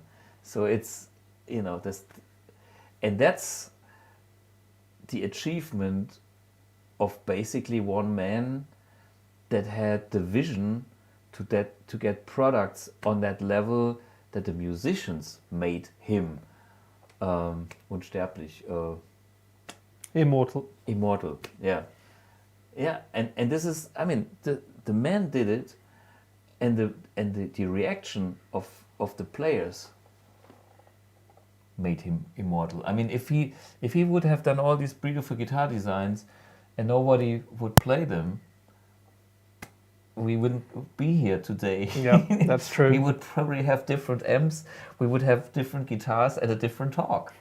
And the guy did something right, impressive. Yeah. Do we have any more G&L questions, or what else? We have lots of comments coming in. There were a couple of questions, one which I tried to remember, which is not about Leo Fender, but I thought it was important to ask it anyway. It's from a new Amp One owner, Maymag, I think your name was, and he was just saying he's very happy. He's just got the new Mercury edition. He loves it, but he just wanted to ask, is it normal that you might get warm feeling on the glass above the nanotube? Yeah. And of course it is. It is. So, I mean, this tube is still a real tube which has high plate voltage and which heats up. You can see that when you switch on the amp, it takes a while till the filament and the stuff is hot enough so the electrons can fly. So that's heat, and that heat you can feel. But if you feel at the fan outlet here, it's always on, but it's so low you can only feel it when you make your finger wet and then move it like from here to there. Then you can feel that there's a slight temperature difference. If you don't do it, you don't even feel it. It's that little. But this is all properly designed. I mean, there is a heat management system. You think, oh, this is just a guitar amp. No, there's a lot of invention also in there. When you look at at the bottom of the amp there are some air guides, and so the air is kind of sucked in underneath the amp and comes out here, and the way the airflow is guided, this is all properly designed. And the heat on the amp 1 is optimized. It is not as hot as our good old friend Hughes and Kettner amps. Some of the tube meisters have cooked great eggs. They have. Yeah, it's normal. Yeah. Russell says there's only a couple of companies out there that are making affordable classic reissues, and vintage is one. Eastwood would be another. He says, kudos to Trev Wilkinson for bringing his brand to life. Yeah. And vintage is doing good things, isn't it? And of course you have your vintage Summer of Love, which is just just grab down one. here. Just grab one. I got two here. And this actually is, if you can see this is P1. Yeah, let me show you. This is, so inside, can we see it? You can see P1, which is prototype 1. And this is one of those that I did to convince Vintage to do it, because when I had my white signature model, they said, oh, it's okay, it's great, what do you want? And I did my Hendrix project, and I at first didn't want to do like a build for me. So I had to do it myself. So this was the first one, the P1. And then I did this one and another P1, 5, and yeah, and here we go. And shall we plug it in? Yeah, why not? We still have a little bit of time. And of course, Trev Wilkinson, the man behind Vintage, is coming up in our interview in a few minutes' time, and he is someone who got tips and hints and wisdom received directly from Leo Fender himself. Absolutely. And he also, I think he met Seth Lover and got information somehow about how to wind the best kind of pickups, the best humbucker design. For example, he bought some old bits from the old Fender factory or something, which turned out to be the exact units on which Seth Lover used to wind pickups. The thing about...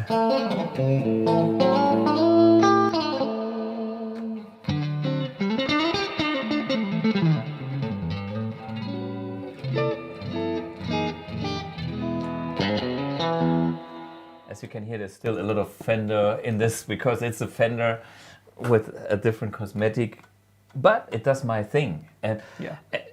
Anyway, back to Trevor Wilkinson. You know, he has seen so many things, being around all over the planet. He lived in Australia, he lived in the UK, he lived in America. He worked with so many artists, he worked with so many manufacturers, and over 40, 50 years, I think, he soaked up a lot of information. And to me, Trevor is always one of those most important sources when it comes to guitars, hardwares, and that. Because if you ask Trevor and he goes, blah, blah, blah, right, Thomas? And he's been there. And he's been there, he's done it, and he actually shares a lot of his experience, which I appreciate. I'm not using it to, he does what I'm not doing. So we have no competition at all. And it's just a very long-term, nice friendship, which is always open. So anytime we meet, we have a great conversation. We have a good time. And he's coming like next on the interview. Any last question now? Yeah, well, we got a few. It's always the same. At the very end of the show, everyone starts to write massive questions. Yeah. Hardy said, what's the story with BluGuitar and the 42 Gear Street event? He's noticed that that's happening next week. It's a YouTuber event at Henning Pauli's place, and he's noticed that I'm going to be there, but what's going on with BluGuitar? Yeah, I can't go there for two reasons. One is Kai, who is working in the company, he just married and he's on honeymoon, so somebody has to be in the office. So if you call the office next week, the boss is there. Speak to him. You know, it's like BluGuitar, hello, and then you get me.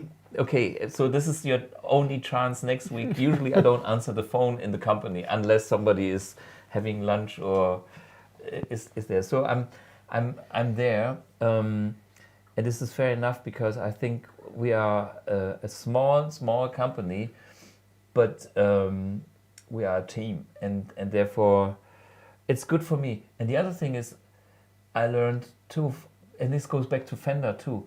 You have to see the whole picture, and next week I will probably do some things that I usually don't do, which help me to understand my own company a bit better. So I don't mind. And the other thing is I have no time because this weekend on Friday I have a fantastic gig coming up, which is in 2 days. I have to learn a little bit of Richie Blackmore because I'm playing with Tony Carey, who is the original keyboard player in Rainbow, and we will play some Rainbow tunes, and I can do my Richie, besides all the other rock anarchy stuff we do. That's on Friday. Then on Saturday I have a gig in Karlsruhe, and the week after next week, when the Gear Street is, I'm on tour with Ben Grenfeld and Mel Gaynor, who used to play for the Simple Minds as a drummer. And I can't be away all the time. So I was at Gear Street last time. I will come back for Gear Street, but unfortunately not next week. Next year, definitely. I promise. So there we go. But Rich is there. Yeah, I'll be there doing my thing, and who knows what amps I might coincidentally have in the back of my car. That's just... no, yeah. You never know. I tend to travel with everything I need to get things done. Sure. That kind of thing. Okay, next question. Come on. Congratulations to Kai is a comment down there. Congratulations indeed. Yep. Well done, Kai. Yep. You've done a good thing there. And by the way, if you are Saarbrücken people, he still has a beer in his garden. So there's a tent and there's a beer fuss. What is it? A barrel of beer? A keg. A keg, yeah. So, free beer at Kai's garden, for those who know. Here we go. Dronek. Hi, Thomas. 2 questions about the effects loop on the Amp 1 Mercury Edition. Number 1, why is the reverb placed before the effects loop rather than after it? And number 2, when I set the loop to parallel with a full wet delay, there's a volume drop whenever I switch on the effects loop. It doesn't happen when I set the delay to 50% wet. Why is that? Okay, let's start with the reverb. You know, when I started to design the Amp 1, I had a few obstacles. And one of them was I didn't have a reverb. And then I wanted a reverb. And then I wouldn't have a reverb supplier that could give me a chip that was still affordable. And so I started with somebody that had a chip that was affordable. And the downside of that chip was it was super noisy. So I was having a bet on the whole project, like, hopefully I can get the whole thing less noisy. Therefore, I worked on the chip with the noise gate, and then the noise gate also cleans up the chip noise and the guitar noise. And that all needs to happen before the power amp. And the power amp design is in a way so puristic that the tube, the nanotube, is kind of the first stage of the power amp input, like the effects return. All that was a puristic kind of thing which I did back in the days designing Amp 1 to get the purest tone out of the whole thing. That was my approach. I do agree on the practical side, yes, usually I would like to have my reverb after the effects loop and get all this. Amp X will be that way. So the next question was, but in the end, it's like, for me, it's totally usable. Like, let me show you. There's your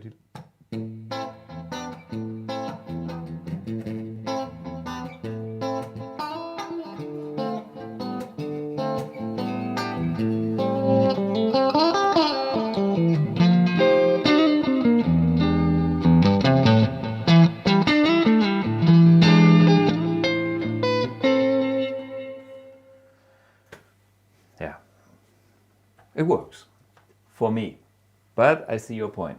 Okay, the other thing is there is a volume drop when he... Yeah, when he sets the loop to parallel with a full wet delay, there's a volume drop whenever he switches on the effects loop. It doesn't happen when he sets the delay to 50% wet.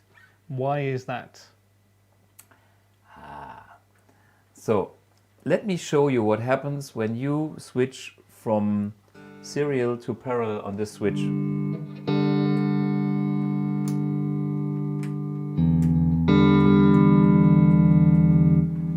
Nothing with this delay, except for more delay. So this depends on the delay pedal, because we can have a, like a, what do you call it, like a patch cable. Just have a patch cable from in to out. Kill this here. So this is patch cable, send, return. Okay. And now I switch. Let's show the camera.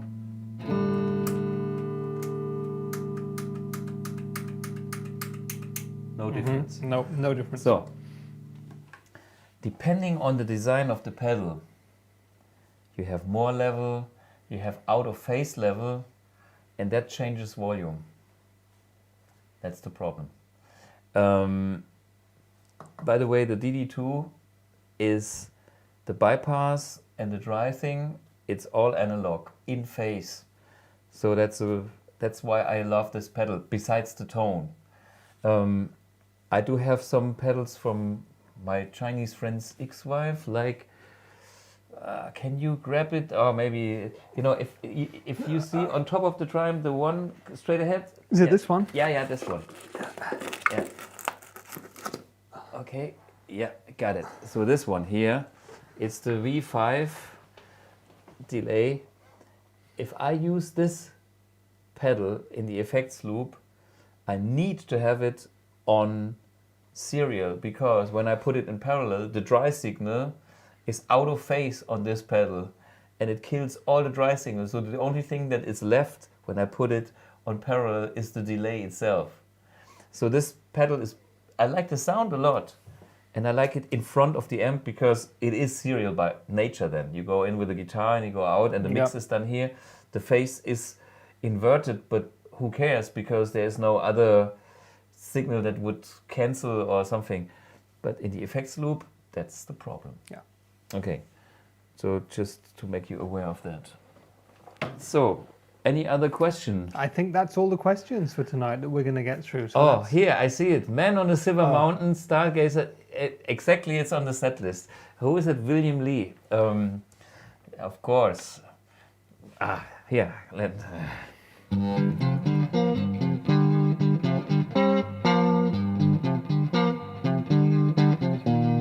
You know, and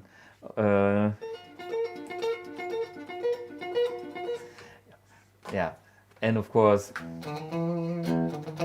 the real. This is all Dio. I mean, Ronnie James Dio was the pathetic singer. I mean, he invented the drama. I mean, he and this is. I think this is Blackmore with Rainbow and Dio is the blueprint of that iconic, whatever you call it, hair metal. They invented that shit.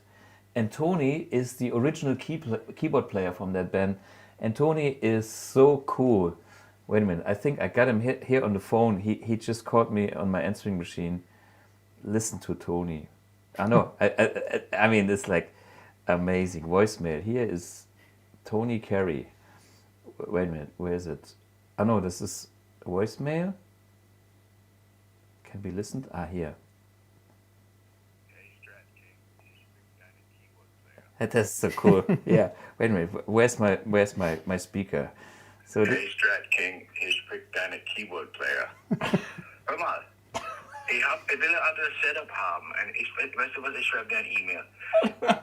You know, he's a real rock star. It's like, while taking up the phone, he comes up, man, I want a different setup. The good thing about Tony is, I mean, he is American, but he lives in Germany for a few decades, so he speaks both. But it's while falling, it's like, oh man, I need a different setup. I want the 2 keyboards not sideways. I want him like this, and I definitely need my vocal mic with a switch and all that stuff. This is like a real artist. But what I love the most about him is he hates to practice, and this is why he likes to play with me, because I'm not afraid to go on stage without any practice. We just go there. I pick him up from the train station. We go there.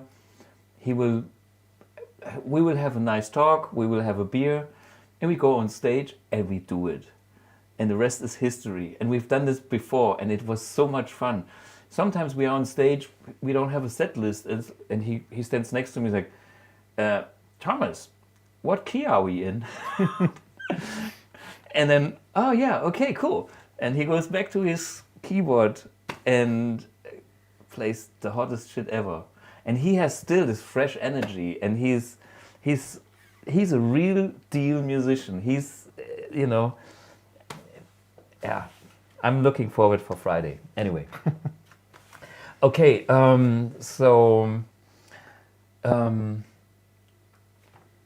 one last question. Yes. One very last question. We asked earlier, is there any replacement for the reflex pedal? And there were a couple of suggestions. One was from somebody earlier. One is from Hardy. He mentions the Keeley Echoes pedal. That's a relatively new one. Have you tried that? Not Someone yet. else mentioned the Empress delay pedal. Did you try that one? Yeah, I used the Empress. I'm familiar with. I've done something on the, what is it called? Pedalicious. Mm-hmm. I think I have an episode on the Pedalicious channel where I check all kinds of pedals, but I haven't tried the other one yet. No. That's a good hint. Let's try it. But I can tell you, I've done this so many times, and I know what's in a replex, and I know what's going on, and therefore I know it can't be done with all the aspects that I want from it. So who's doing a tube circuitry as good as a tube circuitry? It starts with that. And who's doing, all the other parts like that? And it's like, the air's getting thinner and thinner. Maybe somebody nails one aspect and the next one. And then, of course, it's so specific to combination. Again, I have to do it myself. Yeah, at some point there'll be something. But we'll try the Keeley Echoes, and you never know. It might get Keeley one step closer than Yeah. previous best. Yeah, Keeley makes great pedals. Yeah. But I'm probably the way I think is it's probably a great pedal, but it's not doing exactly what I want from it.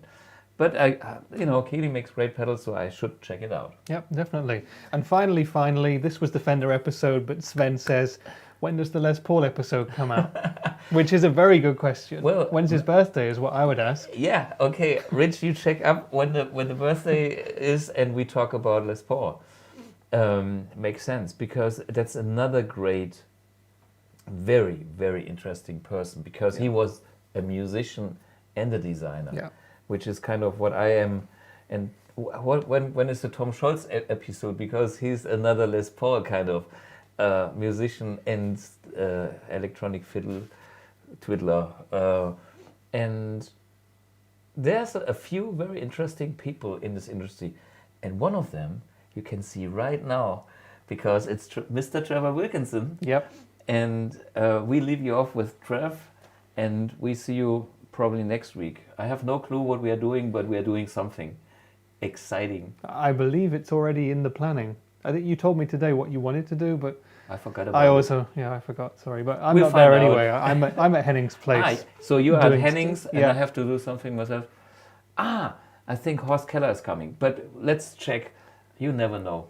Come back same time next week, Yeah. episode 69. Subscribe to the channel if you haven't already, because we could always use a few more of those. Absolutely, and you get notified when you blah blah blah hit the bell, and we do something. But we are consistently working on fresh information for you guys. Yep. 9th of June was Les Paul's birthday, so Oh, next year. we'll come back and do it next year, I think. Yeah. Yeah, 2022. Yeah, thanks, but we put it in the calendar. And by the way, I already put in Jim Marshall's 100th birthday. This is in 2023. Ah, so that's another good one. Yeah. Apparently tomorrow is the anniversary of Les Paul's death. So that's interesting and a bit morbid, but Yeah, a bit morbid. We do the other one. yeah, we'll go with the births. Yeah. Yeah. Cool. But yeah, it's time for Trev. Yeah. Thank you very much for hanging out for this long episode and enjoying the Fender tones. Yeah, and enjoy now, Trev, because hey, Trevor Wilkinson is such a fascinating guy, and I mean, he met Leo, and yeah, this is his story. Check it out. See you next week. Bye bye. So it's a real big pleasure to have Trevor Wilkinson here on the live stream again. Last time, last year, but this time we have a very important man to talk about, Mr. Leo Fender. He invented so many things that shaped kind of the rock and roll business that we both are inspired by. And Trev is somebody who has had part in the same industry, having kind of the same journey, partially as a little bit of a musician, but mainly as a manufacturer of hardware, guitars, pickups, with all his different brands, you know, from Wilkinson hardware to Fred King guitars. He was involved in vintage guitars, and how many other brands? I don't know. Yeah, too many to mention here. We'll keep it to Leo today. Yeah. So you had quite an interesting life, from what I know. You are UK born. You are, but then you lived in Australia, and then you moved to California. What's that story? Can you tell us a bit about that, please? Yeah. We emigrated to Australia in 1980, and it was there that I decided to do guitar, kind of like restoration, repair, building full time. Prior to that, I was involved in the car industry, where I was restoring cars and painting cars. That's when I invented the roller nut in 1982, which was the product that took me to America in 1984 to manufacture and market it. And we moved to California in 84, and then we were backwards and forwards until we moved back to the UK for good again in 1997. So we were there for a good few years. Yeah, so you are kind of a global man then. I mean, how is it? Which part of Australia did you live in? Brisbane, Queensland. Brisbane, all the way up there. Yeah. You got it. Yeah. Okay, and then the main reason to moving to California was manufacturing. So I assume that back in the 80s, California was. What made California a good place for doing that? Did they have the machinery? Did they have the knowledge? Or why didn't you go to the like everybody goes to China nowadays, or to some other countries, you know? So what was the situation back in the 80s then?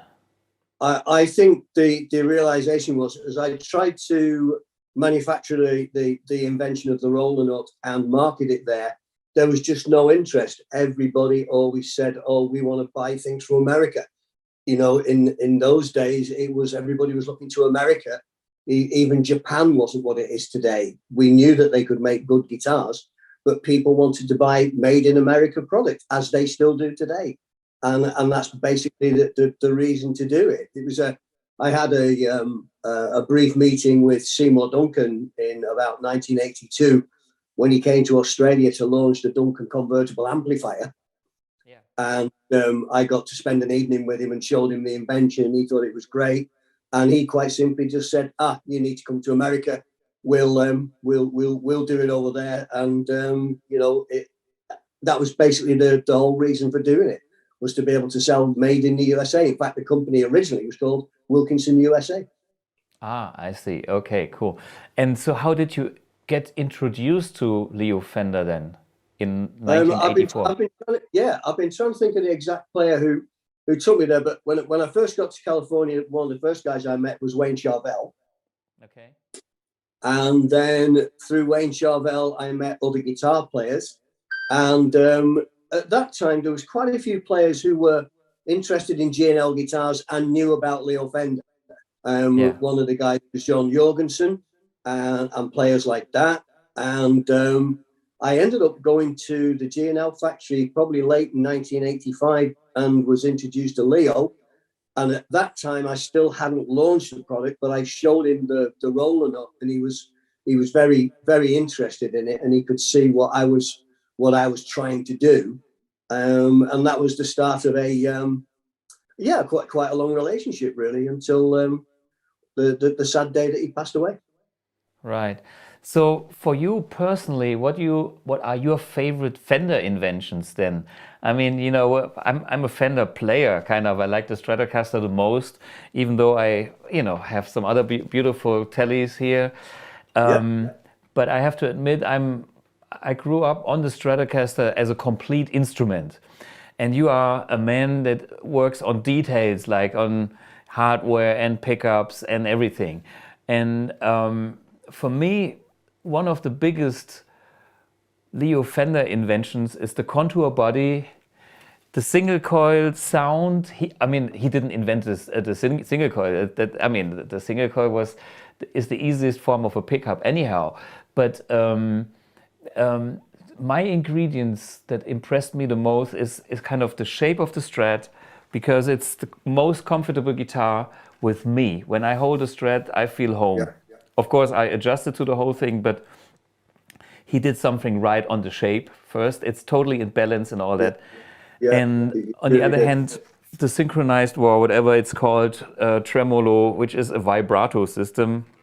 And he knew that, but he decided to call it tremolo, so he didn't get into any fights over patents and trademarks with Paul Bigsby, who was, of course, his friend. Ah, okay. So the Bigsby was first patented as a vibrato. So Leo didn't want to get into any kind of like litigation, if you like, and just decided, because he knew the difference between vibrato and tremolo, because he was building before he was building guitars. So he knew that, you know, vibrato was a change in pitch and tremolo was a change in volume. Yeah. And no matter how good you are, you can't change the volume of that guitar by using the vibrato. And it was one of the that we had. So I'm with you on the total thing about the shape and how ergonomic it was, and I thought it was quite magical and mystical, especially when I was a youngster playing guitar when I was sort of like 11, 12 years old. And the guy that was most influential in those days for me, of course, was Hank Marvin and the Shadows and his use of vibrato.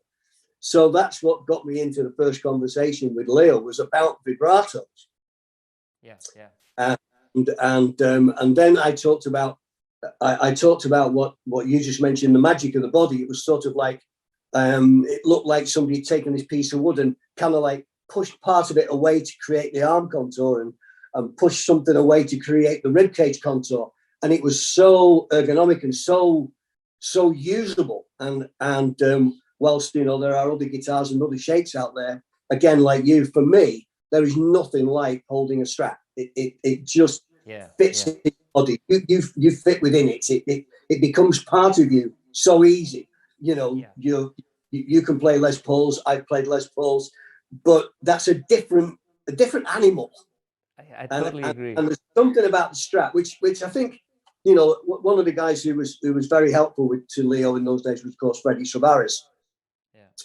And I think sometimes Freddie Savares doesn't get the recognition that he possibly deserves. Obviously, people gravitate towards George Fullerton because he was with Leo at the beginning. Yeah. But I think Freddie Savares, and there are other peoples in Fender's history that actually did help Leo. You know, and Leo is the first guy to tell you he didn't invent all these things, but he was kind of, he had the vision, if you like, and would experiment. And his main thing was he was actually I call him a productionist. He loved producing. He loved designing machinery, because I asked him about the ribcage contour and the arm contour and how difficult it was to do, and he quite said, no, it's very, very simple. Both the angles of the back of the guitar and the arm and the front contour is the same degree. and they were literally done on the same fixture through a bandsaw. Yeah. So everybody's got these theories of how this thing was done. But Leo, being the productionist that he was, he just said, oh, it's really simple. You just take this slab of wood and then you put it on this fixture at 13 degrees and you draw a line across it. You run it through a bandsaw and then you turn it over in the same angle and you draw another curved line on it and you run that through the bandsaw.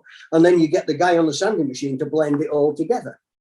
And that was why there are so many different versions of what people think is the correct Stratocaster body. Yeah, you know, yeah.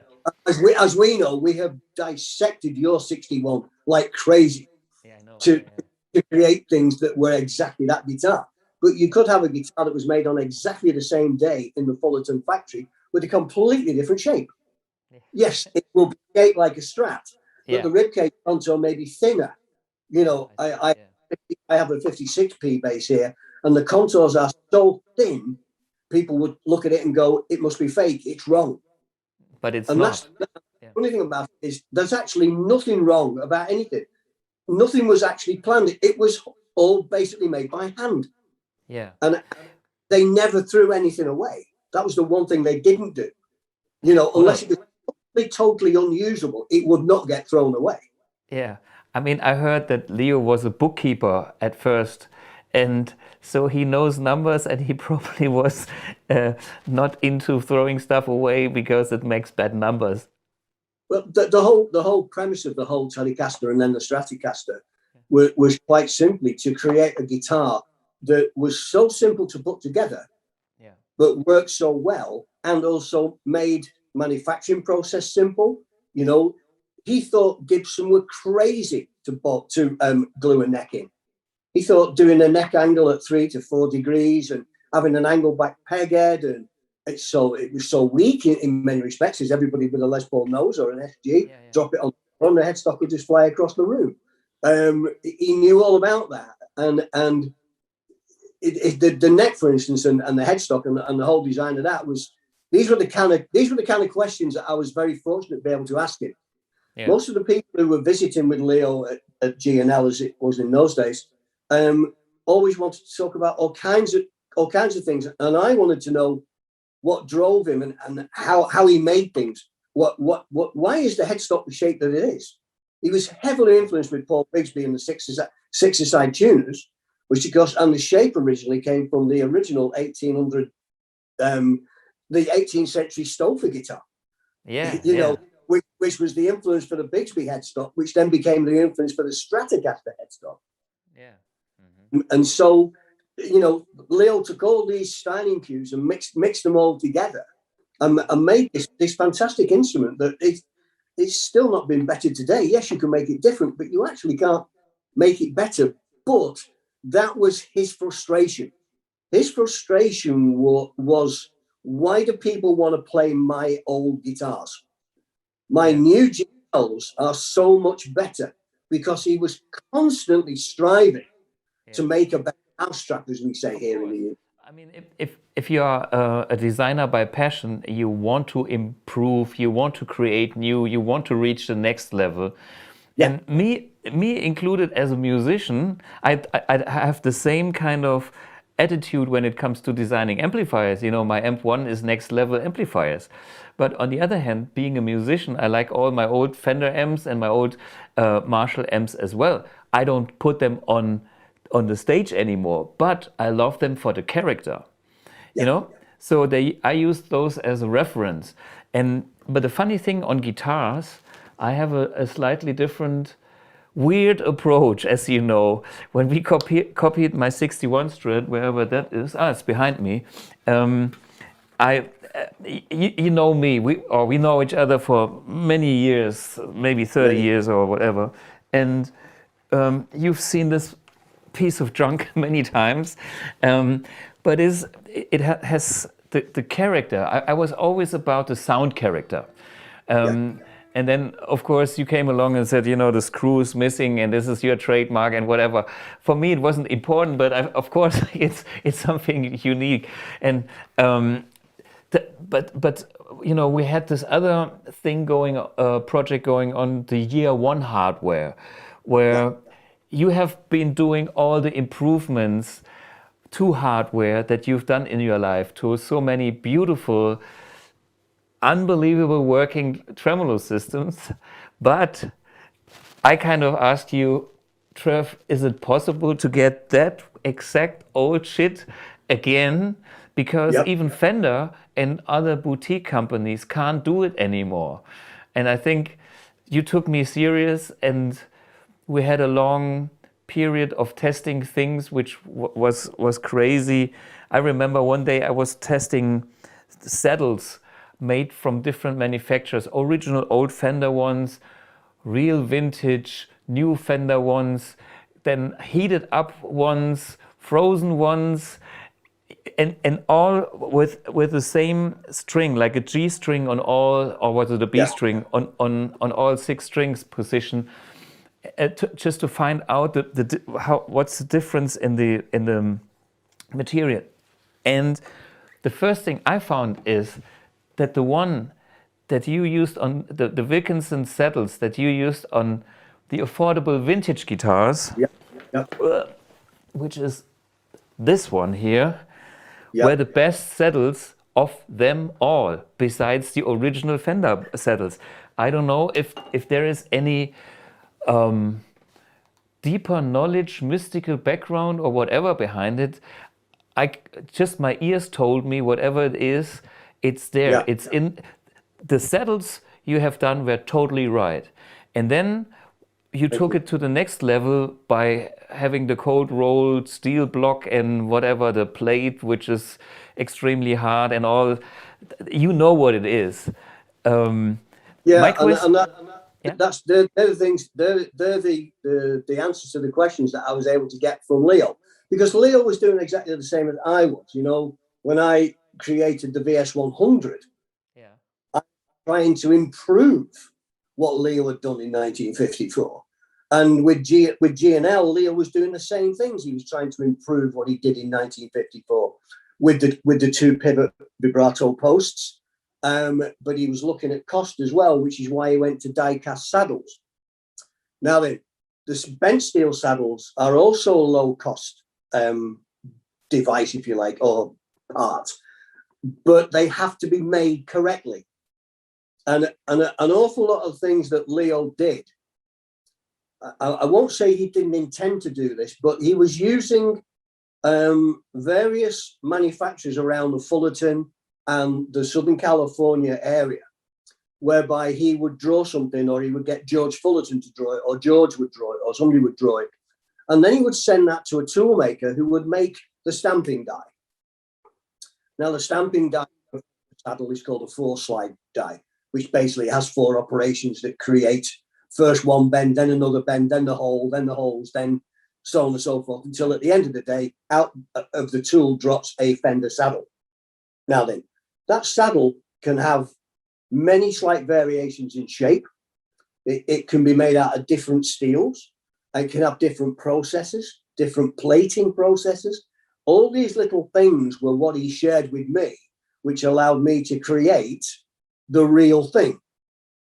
And that's basically what, you know, one of the things that he taught me. And that's how you can do it. So we know the metal, we know the gauge. One of the most important parts of it is the actual bend at the end, the shape of it at the end, and how the screw is supported when it goes through the top of the saddle and connects to the bend all the way down. So there's no vibration. There's no vibration. You've heard me say it before. The worst thing that can happen is to have vibration between a string and the guitar coupling, where it actually connects to the guitar, because the string is then being asked to hold that still. And if you ask a string to hold it still, you rob it of energy, and you rob it of energy, you take away its sustain. And sustain does not come from a pickup or a high output or whatever it is. It comes from the amount of time the string will ring. Yeah. Correct. And how that vibration gets transmitted to the guitar. So you've got the shape of the saddle, the metallurgy, you've got the heat treating process, you've got the nickel barrel plating process, then you've got the right gauge steel, you've got the bend, you've got the holes, and very importantly, you've got the chamfers on the back, which if you start to look at in Fender's history, how that first 54 bridge had a real 6 knife edge where the countersink was very, very deep and the actual screw was pivoting on a knife edge, 6 round knife edges. Over the years, processors changed, and a lot of things are not necessarily changed for the good of the guitar player. They're changed for the profit margin for the company that's making it. And the less time you spend countersinking, the more bridges you can make. Sure. And then, of course, in the 70s, Fender ended up going to a zinc die-cast piece with a one-piece plate and block and one die-cast saddle. That was an incredibly cheap bridge to make. And they suddenly found out that when they were using the zinc to make it, if they countersunk it to a correct knife edge, it just wore away. So rather than saying, oh, we better go back to a stamped steel plate, then and connect it to a block, they just went, don't countersink it. And that, as you know, is why 75, 76, 77 Strats are really hard to keep in tune unless you know what you're doing. And that all those things, you know, yeah. And that's what Leo was trying to get away with G&L. He's looking at all the things that can go wrong and all the things that he didn't want to do. And his whole premise at G&L was making this better mousetrap, which even to this day, I don't think we're realizing just exactly the amount of work that went into that last brand of his in comparison to what went into the first iterations of the classic Tellys and Strats and Jaguars and Jazzmasters. Yeah, but you know, for me, my musician side tells me there must be something right about his first iteration of what he has done. And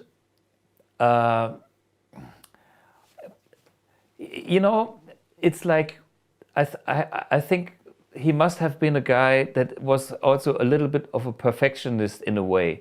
I know some guys designing stuff and they bring out products too fast. It's like, you know, here it is, bomb, and then. But for me, I have a feeling when something is finished. When I you know, I have a basic concept idea, it starts with a feeling or something. Sometimes it's not, it's an abstract thing. You know, I just have a vision and it's not very clear. I know there's something and then I'm starting to work on it, and then while working on it, I get deeper into it and I have a more precise picture of what I want, and then I work on it and then I test it. So I get my own feedback and then probably have some other people testing it and use that feedback as well to finalize my products. And of course, I can then still evolve the whole thing on another level, but I would never release a product that is shit because that's damaging everything. It's damaging the trustful relationship with the customers that expect something from you. That's damaging, you know, you have a lot of return things coming up, which is no good. So my feeling, I don't know if you can tell something about that, but my feeling is that Leo was kind of the same spirit, that he wouldn't release stuff unless it's been tested with some musician friends or with somebody.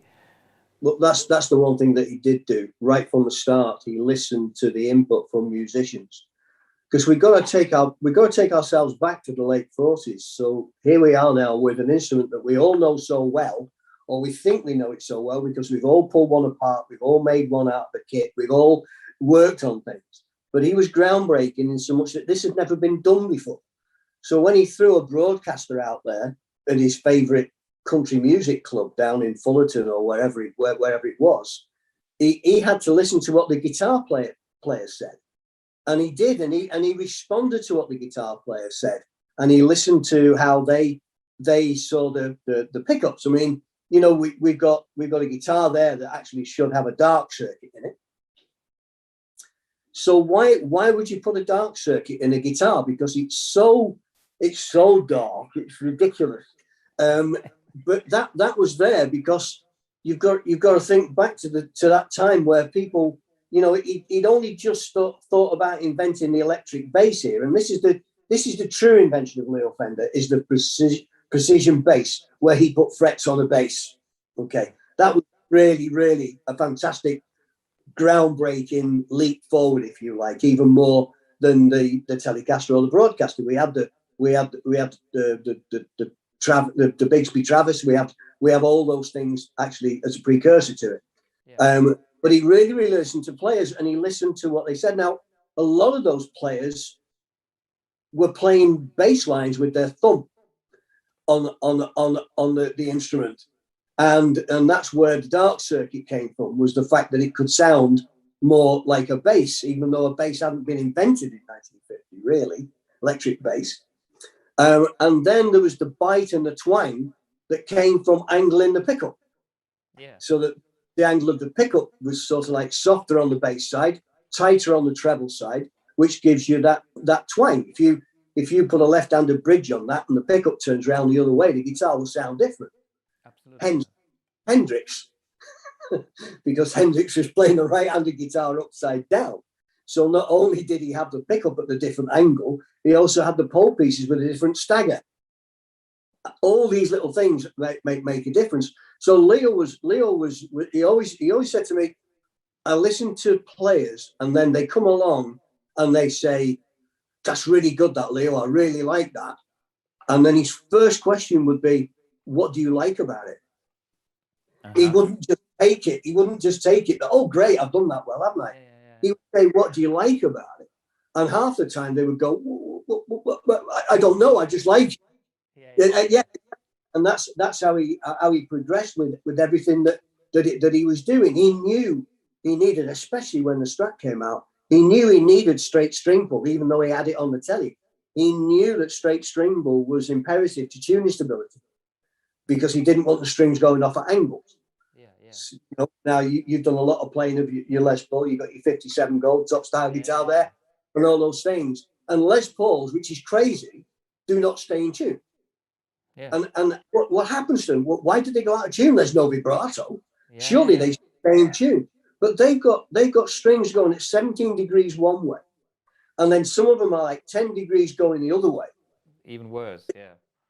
Yeah. So they can't. And the crazy thing about a Les Paul is it can go sharp on you. And you think, how can it go sharp? Well, that's because when you're bending, you flatten the string, and then you tune it up and bring it to pitch. And then the one thing the string wants to do is equalize tension, not between the saddle and the nut, between where the ball end is or where it exits the block, and also the tuner. So therefore, it decides to equalize the tension. Now it's gone sharp. It's pulled itself sharp without you doing anything to it. He knew all about that. He knew all about that because of his experimentation and what have you. So he really was a smart guy and listened to a lot of players and continued to improve the breed, which he did, as I say, until the day he passed away. Yeah. Wow, Trev, I think we can talk for hours. And we will do in some future episodes. But thank you so much for today, and we stay in touch. And I know we have some great things in our pipelines as well. Whenever they are ready and good, we will show it to the world. Well, at least we can both say that Leo inspired us tremendously and continues to inspire us to today. And it's a fabulous legacy.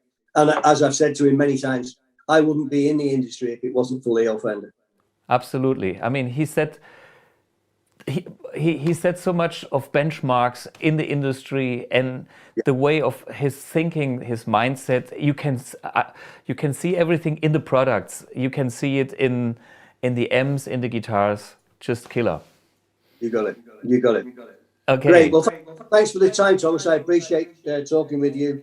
And as you say, the future holds an awful lot more for us to talk about, and I'm sure we will.